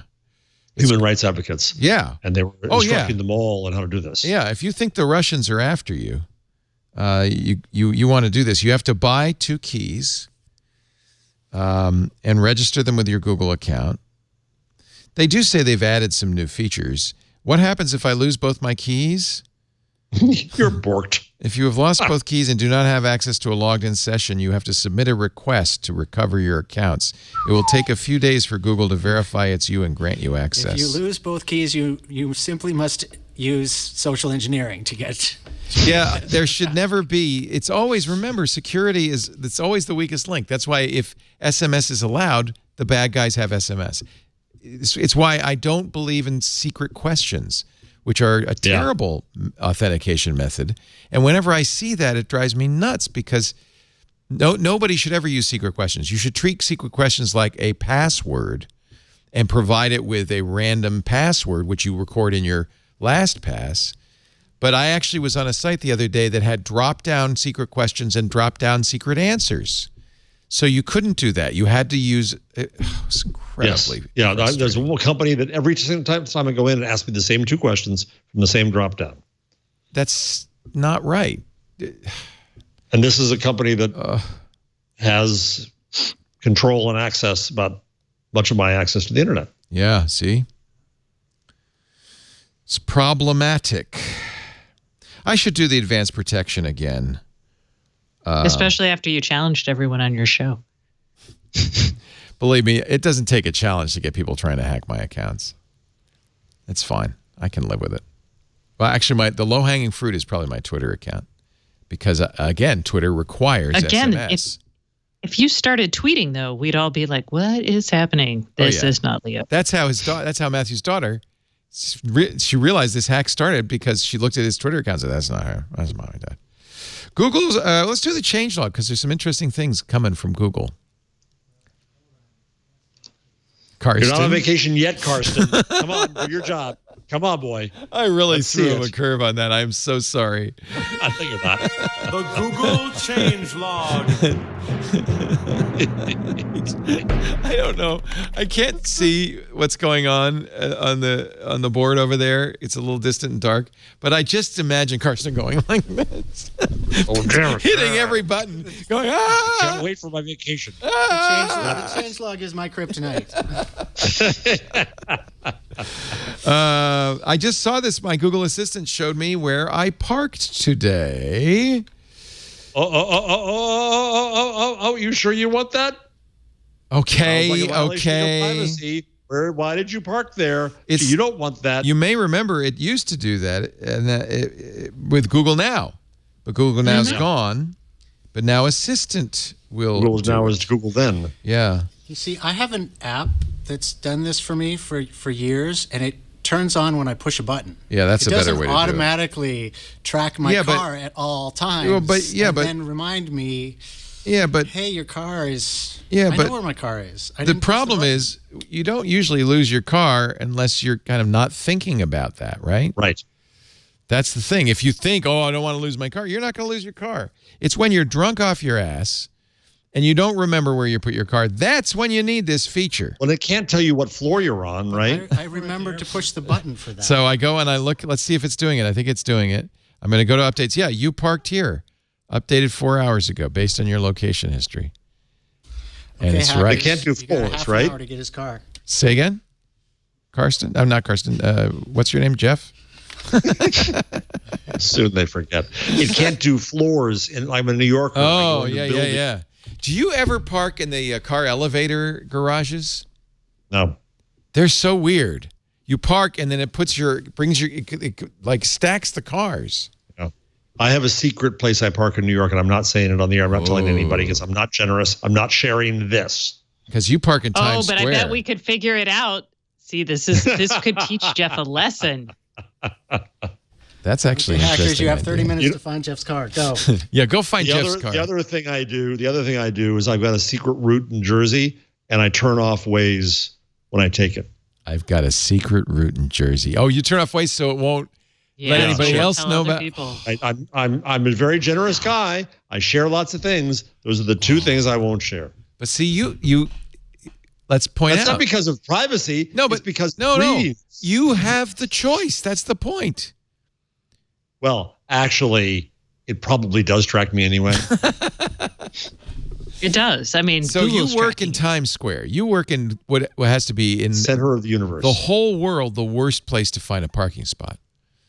And it gets worse all the time because they're building hotels like crazy and taking down the garages, which is a fine thing. How much do you pay a day? It can go anywhere from $45 to $65 to $70. Jeez. Do you Every- have to I don't drive in. I don't do that. Oh, you I take the park in path. Jersey. Yeah. Take the path. Oh, so Yeah. your secret spot is not in New York. It's in Jersey. I'm not going to say where it is. It could be in Nebraska. I'm not saying. I have a good spot, and I'm not saying. No matter what, you can't get it out of me.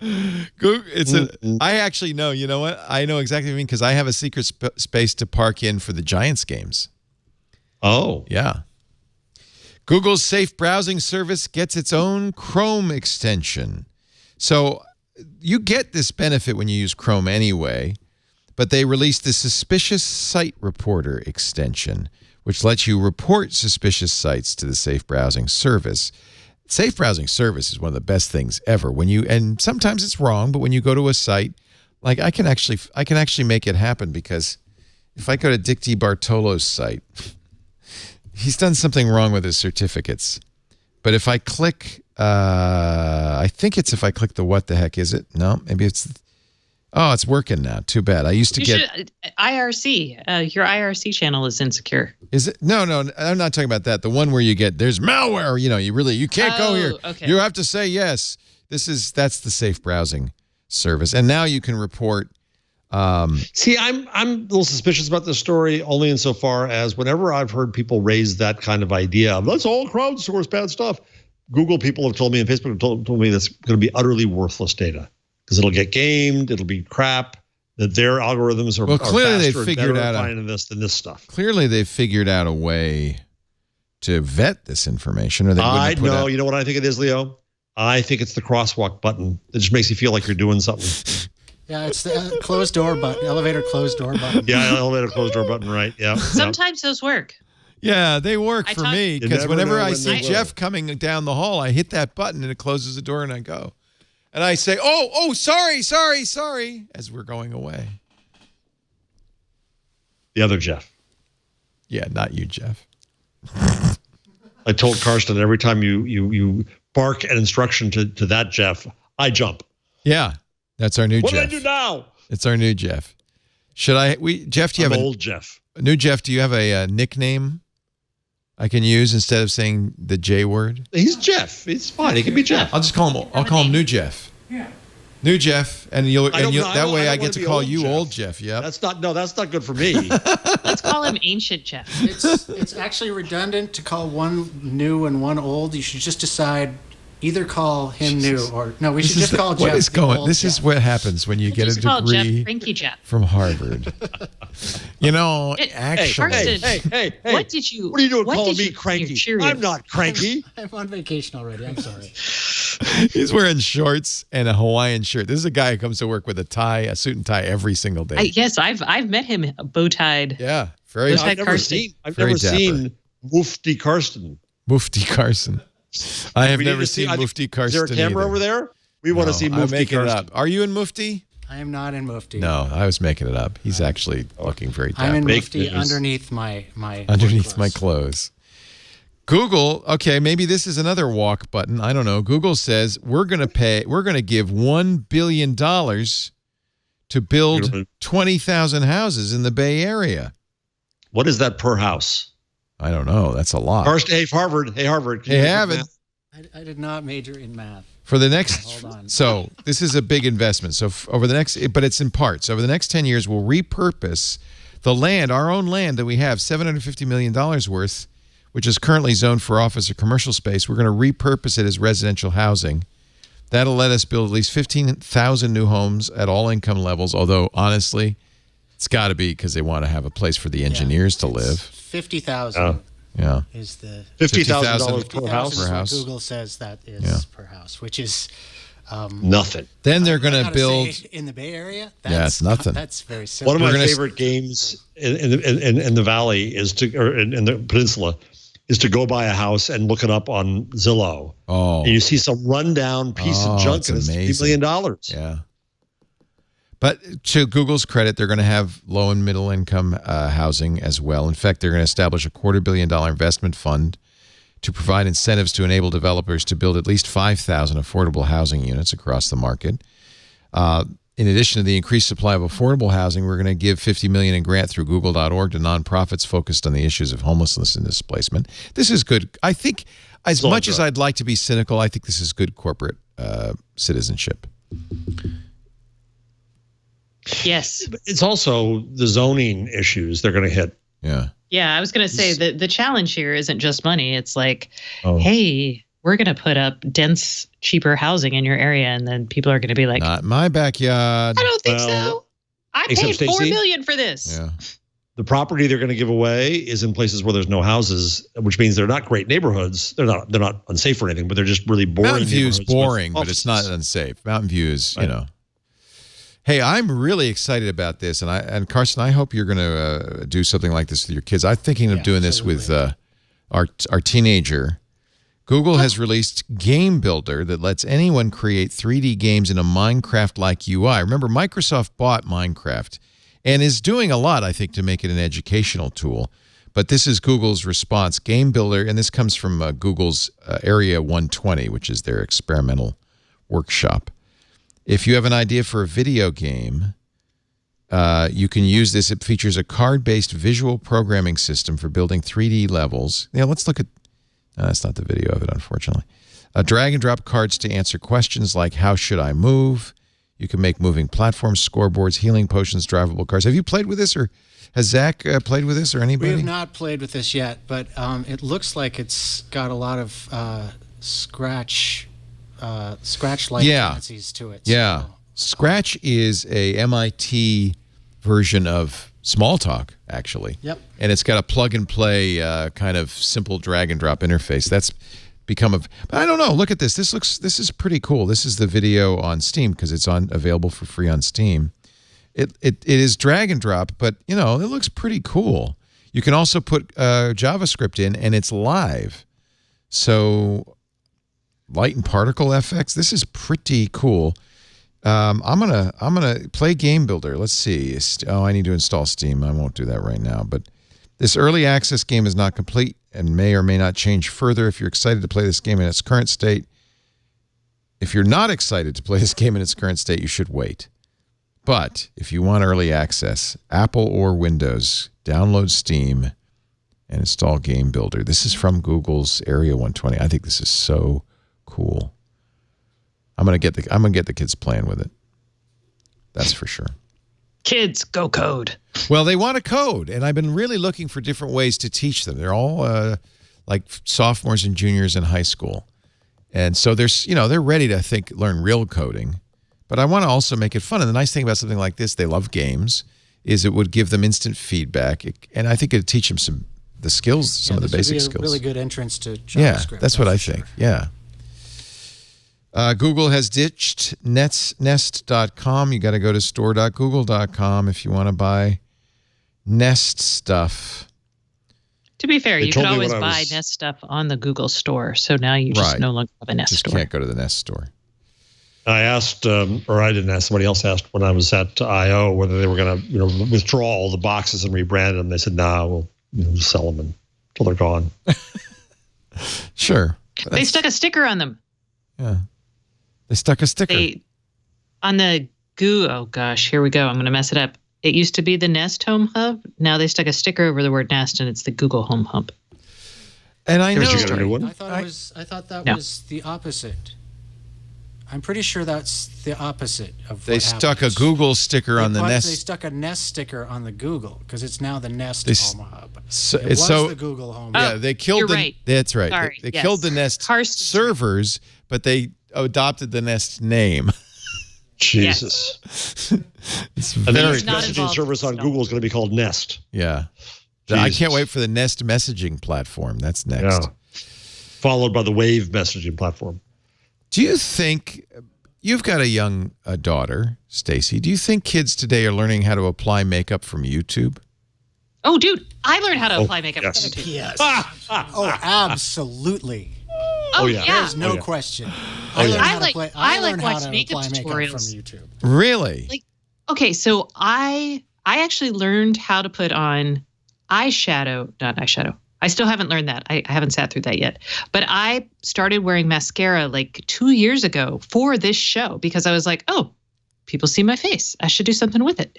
But I also learned, I watched like contouring videos. That's right. We've talked about it. I forgot. Yeah. My favorite is this woman. I'm trying to think of her name and I can't. She does these like makeup mistakes and she does half her face the way you're not supposed to do it and the other half the way you're supposed to do it. And she's awesome. Ooh. I love her. Anyway, the point is, yes, 1,000 times. So. And hairstyles too. Now you can use YouTube and augmented reality to help you choose makeup, to learn how to put on makeup. This is an AR beauty try-on. MAC Cosmetics is the first to do this. They'll be Mac. You say Mac or you don't? You Mac. don't. You say Why Mac. do they put the dots between the M and the A and the C? What? It's Mac. Okay. Okay. It's okay. Whatever. It's a Mac. It's a macronym. So. Also, Google had talked a little bit about having 3-dimensional display in search. Well, they're also going to do this in ads, display ads. So AR is creeping into every part of your life. And if you're a product, this is... I'm going to have to check out this because I don't understand how AR really would help me learn how to apply makeup. I need to see how it looks on my actual face. Yes, that's exactly it. Well, Sephora does that. Like you can go in and put their products on a picture of you, but it's still, it needs to be on your actual face. Otherwise, it's useless. This is kind of like that, but with, I think, better facial recognition. And Okay. Yeah, but with makeup on a face, it's like, your skin texture matters. But that's just me. Yes. Ali Andrea. That is her name. Yes. Well, let's see her. Sorry, Let's that see was her. the chat room. Let me see. Hold on. Ali Andrea.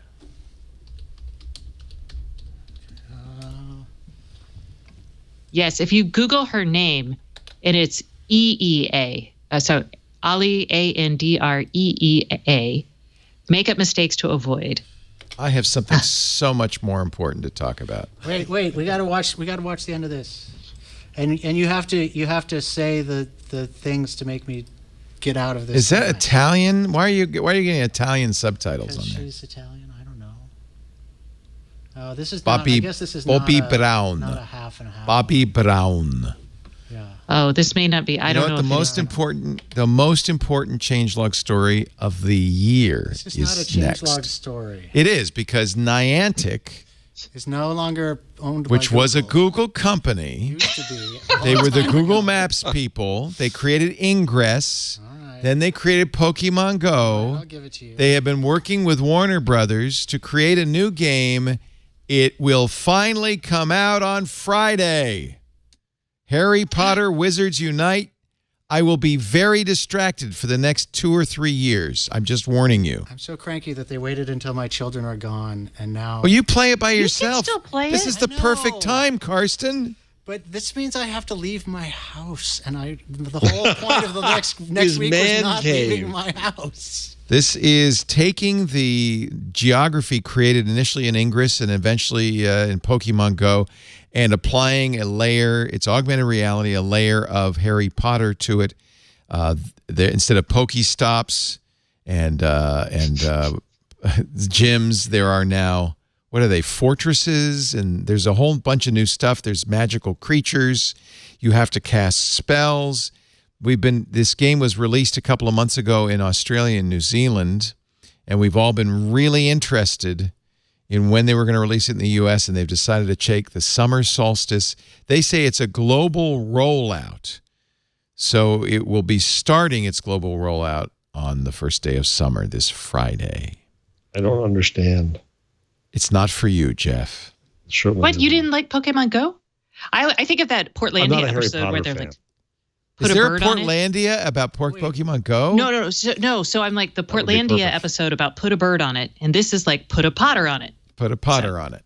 Put a Potter. And I am really excited about this. I finally, You know what would make it even better? I finally started watching the latest season of Portlandia, and in I think one of the very first episodes, they make fun of NPR style podcasts, and they do it so perfectly. Do you remember that one? They're in a police department, and they actually is a guy with a fiddle and a banjo following them around. It's really good. They nailed it. Nailed it. Okay, so that's Do you watch The Good Place? Yes. I love it. that's the change log. Now you can talk about other TV shows. No, it's fine. Well, is it time for our thing? Do we have more ads? No more Are ads. we ending the show soon? Let's end the show right now with Stacey's No, I want to talk more about TV? No, I don't. former No, I TV don't. guide critic Jeff Jarvis. Nope. TV I was worth like, watching. Well, Actually, we do have the cat filter on the Pakistani Pawls in terms of stories still left. I love that Oh. story. Okay. Okay. Wait, what? Oh. The cat filter. By the way, congratulations to Kashmir Hill, who has joined Oh, the that's New York great news. Times. Yeah. She's going to continue to do her unique brand of in-depth investigative reporting with a twist. She's so talented. She was at Fusion and then Gizmodo. I guess she was at Fortune as well. She is now going to be doing, and she says she's going to get to do the same stories, but this time for the New York Times. Yeah, I'm you thrilled. don't mess with her thing. She No, but is she's a really responsible tech reporter. and a star, a opposed to others, yeah. superstar. So Superstar. very excited. What was the cat filter on the cat filter on the Pakistani Pakistani Pawls. It's just it's so giggly. I just love it. Pakistani politicians event. They were streaming it on Facebook, and they didn't notice they had turned on the kitty cat filter. Scroll down. There's more pictures. And did they not know? No, they didn't know. It didn't last long, but it's just too perfect. There's little cat ears and whiskers on serious politicians. Shaukat Yousafzai, the regional minister from Northwest Pakistan, speaking to reporters last Friday about local issues. His party streamed the event live on Facebook so constituents could follow along, but they had accidentally tapped the kitty cat filter. I think it's done everybody powerful. I love it. Now I gotta see the. Here's the clarification notification. Pakistan's social media, their party's social media teams deemed to be the pioneers of social media in Pakistan. We not only pride ourselves in bringing Pakistani politics to internet, but also feel content in setting high standards of SOPs and etiquette with the help of our dedicated volunteer-based social media force. Today, a cat filter was witnessed by the viewers, which was removed within minutes. The disciplinary committee probed the matter firsthand and concluded the incident was a human error by one of our hardworking volunteer. All necessary actions have been taken to avoid such incident in the future with great emphasis on strict enforcement of what is SOPs, standard operating procedures, procedures, and protocol for live coverage by the ground teams. I told you that'd be worth it. The volunteer is being one other licked one that I to put on death. here that I love is the ants on a plane. This is a Twitter. What does that have to do with us? Doesn't played matter. out entirely on Twitter. It played out on Twitter. Okay, shall we read the thread? Well, parts of it you can go down. You don't have to go on through the it all. plane from Venice to New York when a large fat ant walks over my pillow. That's odd, tweets Charlotte Burns. Minutes later, another fat little bug. Then another one on my arm. They're bold. It starts to feel itchy. One over here. It goes on. The nice lady talking to me, pouring a drink. When she shudders, she's seen an ant. Problem is, it's time for the meal service. Would I mind waiting? All of a sudden, I mind. There's another bugger. What the? So this is a long thread. Guy wakes up. He's wearing a Spider-Man ear mask, by the way. Eye mask. He says calmly for a guy just got woken up about an ant infestation. Yes, I saw one earlier. So they're contending it came from that guy's bag. They wouldn't open his bag because he was asleep, and they waited until he woke up before they Apparently, get the bag he has an down. ant farm in his bag. And then they opened the bag on a seat, which spreads the ants. People were trying to go around and get all the ants. Meanwhile, I love this. Ben Berkowitz says, "Hi, this is Ben with NBC News New York. Any chance that's Delta 475?" And here are the hazmat team. No, that's just a GIF. I have mother ants on the mother plane. You can bloop that out. Oh, this is fun. But this is why Twitter should never end, because this bless is it. why What the would internet we is do? a good thing. Honestly, really, Jeff? Deep fake garlic, that? Pakistani kitty paws, and ants on the plane. See? It's okay, guys. It's all okay. A 22 tweet thread about MFN ants on this MFN plane. We did the garlic. We've done it all. We didn't do As Howard Mozilla Stern Build's said, AI penis doodle detector, but I think we sure didn't. That's we okay. could skip that one. That's just fine. Notice who did it. Mozilla did it. Yeah. To protest Google's prudery. Google's prudery. I just want to make it clear that I did not put that on the rundown. Jeff put that on the rundown. I did. Stacey sure as hell didn't.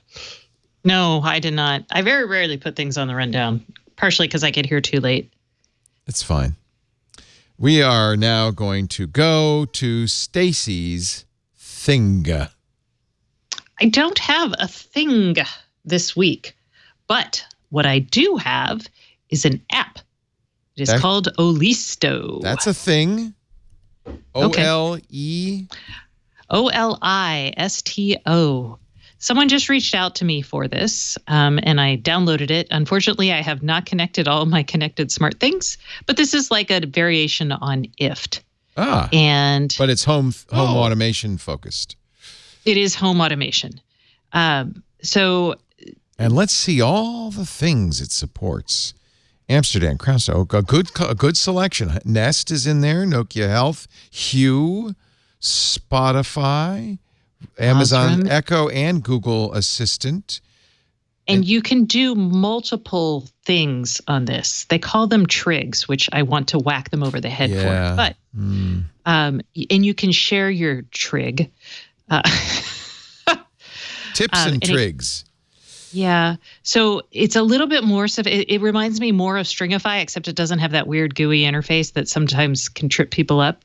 So, if you're interested, this is something you can try. I could have my hue lights flash when I get on my Y things scale and I'm under 200 pounds, something like that. Yeah. I could have my radio play, da-da, Yeah. I don't know about your radio. Let's see. Well, yeah, so, Spotify, yeah. Okay. Yeah, and it works with tons of smart home stuff. Like, there's your Hue lights. I'm trying to see if there's like a good... And it works with the voice services, so you can set up something with your voice services. Yeah. Nice. I'll be playing Or this. there's Slack. You could actually Slack your entire team. Everybody on the team. Sure. I've been looking for a way to Slack when I'm going to be late to get to the studio. Oh, well then use location on your phone to Slack. We've solved the problem. Olisto. Olisto.com. Is it free? I am not paying for it yet. I don't see a price. I see no price. Maybe they get the things to pay. The things or charge the trigs. Maybe. What is this? What is what? Click it. Oh, there's tons of like Norwegian and weird European kind of Scandinavian companies. This is Dutch. I love that. Dutch. Yeah. Okay, there you go. You can now. Oh, I didn't know this. You can now stembusturing via Google Home. Thank God. I've been waiting for that. Stembusturing is here. Nu ook in het Nederlands. I love Dutch. Dutch sounds like a fake language. Well, I imagine the word is probably pronounced Google. I love the Dutch people. I love the Dutch people. I love the Dutch country. I love the Dutch beer. The fish. Beer. I love the Dutch. I'm not crazy about Heineken. That's my I could do thing. without the Heineken. Thank you. That's a good thing. Olisto, you said you didn't have a thing. You had a thing. That's a good thing. What about the thing? It's we not have to a go to the physical thing. thing. It doesn't have to be a physical thing. Sometimes mine are, TV shows. It could be anything you want. Books. Yeah. Jeff. Oh no, I do books. It's just all the time. podcast. It's just a podcast. It's the 87th hour. You don't have to bring your A game. We're in hour 4 of the podcast. You can do anything you want now. Jeff Jarvis, please get us out of our misery. I'm going to go with thank you, Google, for a 3-hour vacation we all had this week. Oh, yeah. When calendar went down and no one could do conference calls. Yay. No one could go to meetings. Yay. No one knew what to do. I love this tweet. Google Calendar is down and I don't know where I am or where I'm supposed to be. I saw a lot of, get Dorothy to go to Zoom and get a conference call. So we don't have any conference calls. What is wrong with Google? I slept through most of that, so I was kind of disappointed. Yeah. I was like, oh. Yeah. Yeah, I actually had no meetings canceled because of it, but I'm going to use it as an excuse for weeks. It's 9:40 a.m. on the West Coast. Some workers may have forgotten to come into work entirely. But it's not their fault. Calendar was down.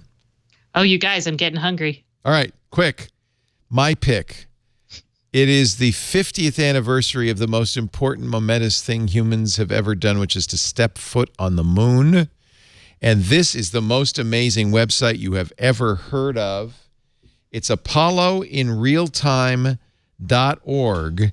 They have collected everything, all the mission control film footage, all the TV transmissions and onboard film footage, 2,000 photographs, 11,000 hours of mission control audio, 15,000 searchable utterances. You want to join it at T-1 minute? This is so cool. Now, if you saw the movie Apollo 11, which was great, it's a recent documentary that came out that has this great, incredible Cinerama quality 4K video. That's all in here, but a lot more if you loved it. And look, here's the transcript on the left.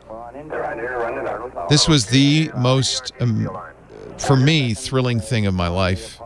And if you want to relive it in real time, what a great site. There's so much work went into this site.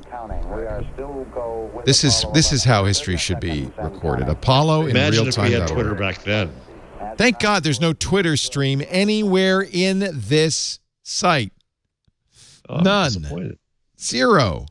No Twitter. Never. It is time to wind this thing up. Thank you, Stacey. Go eat. What's on the menu? A fine Seattle salmon? Oh, I don't even know. I'm just like, oh, I need a snack. It's Nice. 4 o'clock. Have you found any queso? I haven't looked yet. So it's weird. I haven't been needing queso, possibly because we went to Chipotle. I'm not kidding you. 3 or 4 times in the first week and a half we were here. I was like, no more. What a disappointment that must have been. It was terrible. And I got to the airport at Montreal and I was like, oh, I just need some food. Or it wasn't Montreal. It was wherever I was, Philly. And I go down there and I'm like, son of a gun. All that's open is a Chipotle and an Oban pan. Oh, Stacey, always a pleasure. Stacey's website is staceyoniot.com. Her podcast with Kevin Toffel is the IoT podcast. You can get it there. And do subscribe to her newsletter at GigaStacey on Twitter. Thank you, Stacey. Always a pleasure. I'm so glad you were back. We missed you. Yay, Stacey. Jeff Jarvis, we love him too. I got to say, it's great to get the crew all together. Buzzmachine.com. Jeff, you may not be here next week. I know we have Matthew. And No, I'm planning to be. Okay. But we have backup. I'll be not far away from Matthew, but I'm going to be in Toronto. We have backup in case. For the Media Ecology Conference, an academic conference on McLuhan. My heaven. Oh, my God. That will be fun. That'll be fun. That'll be really fun. Buzzmachine.com, at Jeff Jarvis on the Twitter. And, of course, he's the blah, blah, blah at the blah, blah, blah of the blah, blah, blah. Former TV guide critic, Jeff Jarvis. Ladies and gentlemen, we do the Twig every Wednesday afternoon, 1:30 Pacific, 4:30 Eastern, 20:30 UTC. Please watch live or listen live at twit.tv/live. If you're doing that, the chat room is also live at all times, so you can chat with other people watching the show in real time at irc.twit.tv.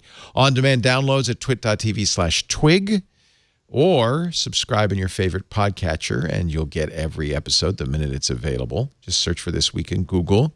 You can also say Echo or Google Play This Week in Google Podcast. It'll play the most recent episode. I haven't tried it on the video devices, but I guess you would get the video. I don't know. I think you might. Anyway, we make audio and video and enjoy in any way you choose. But do come back next week. We'll see you then. Bye-bye.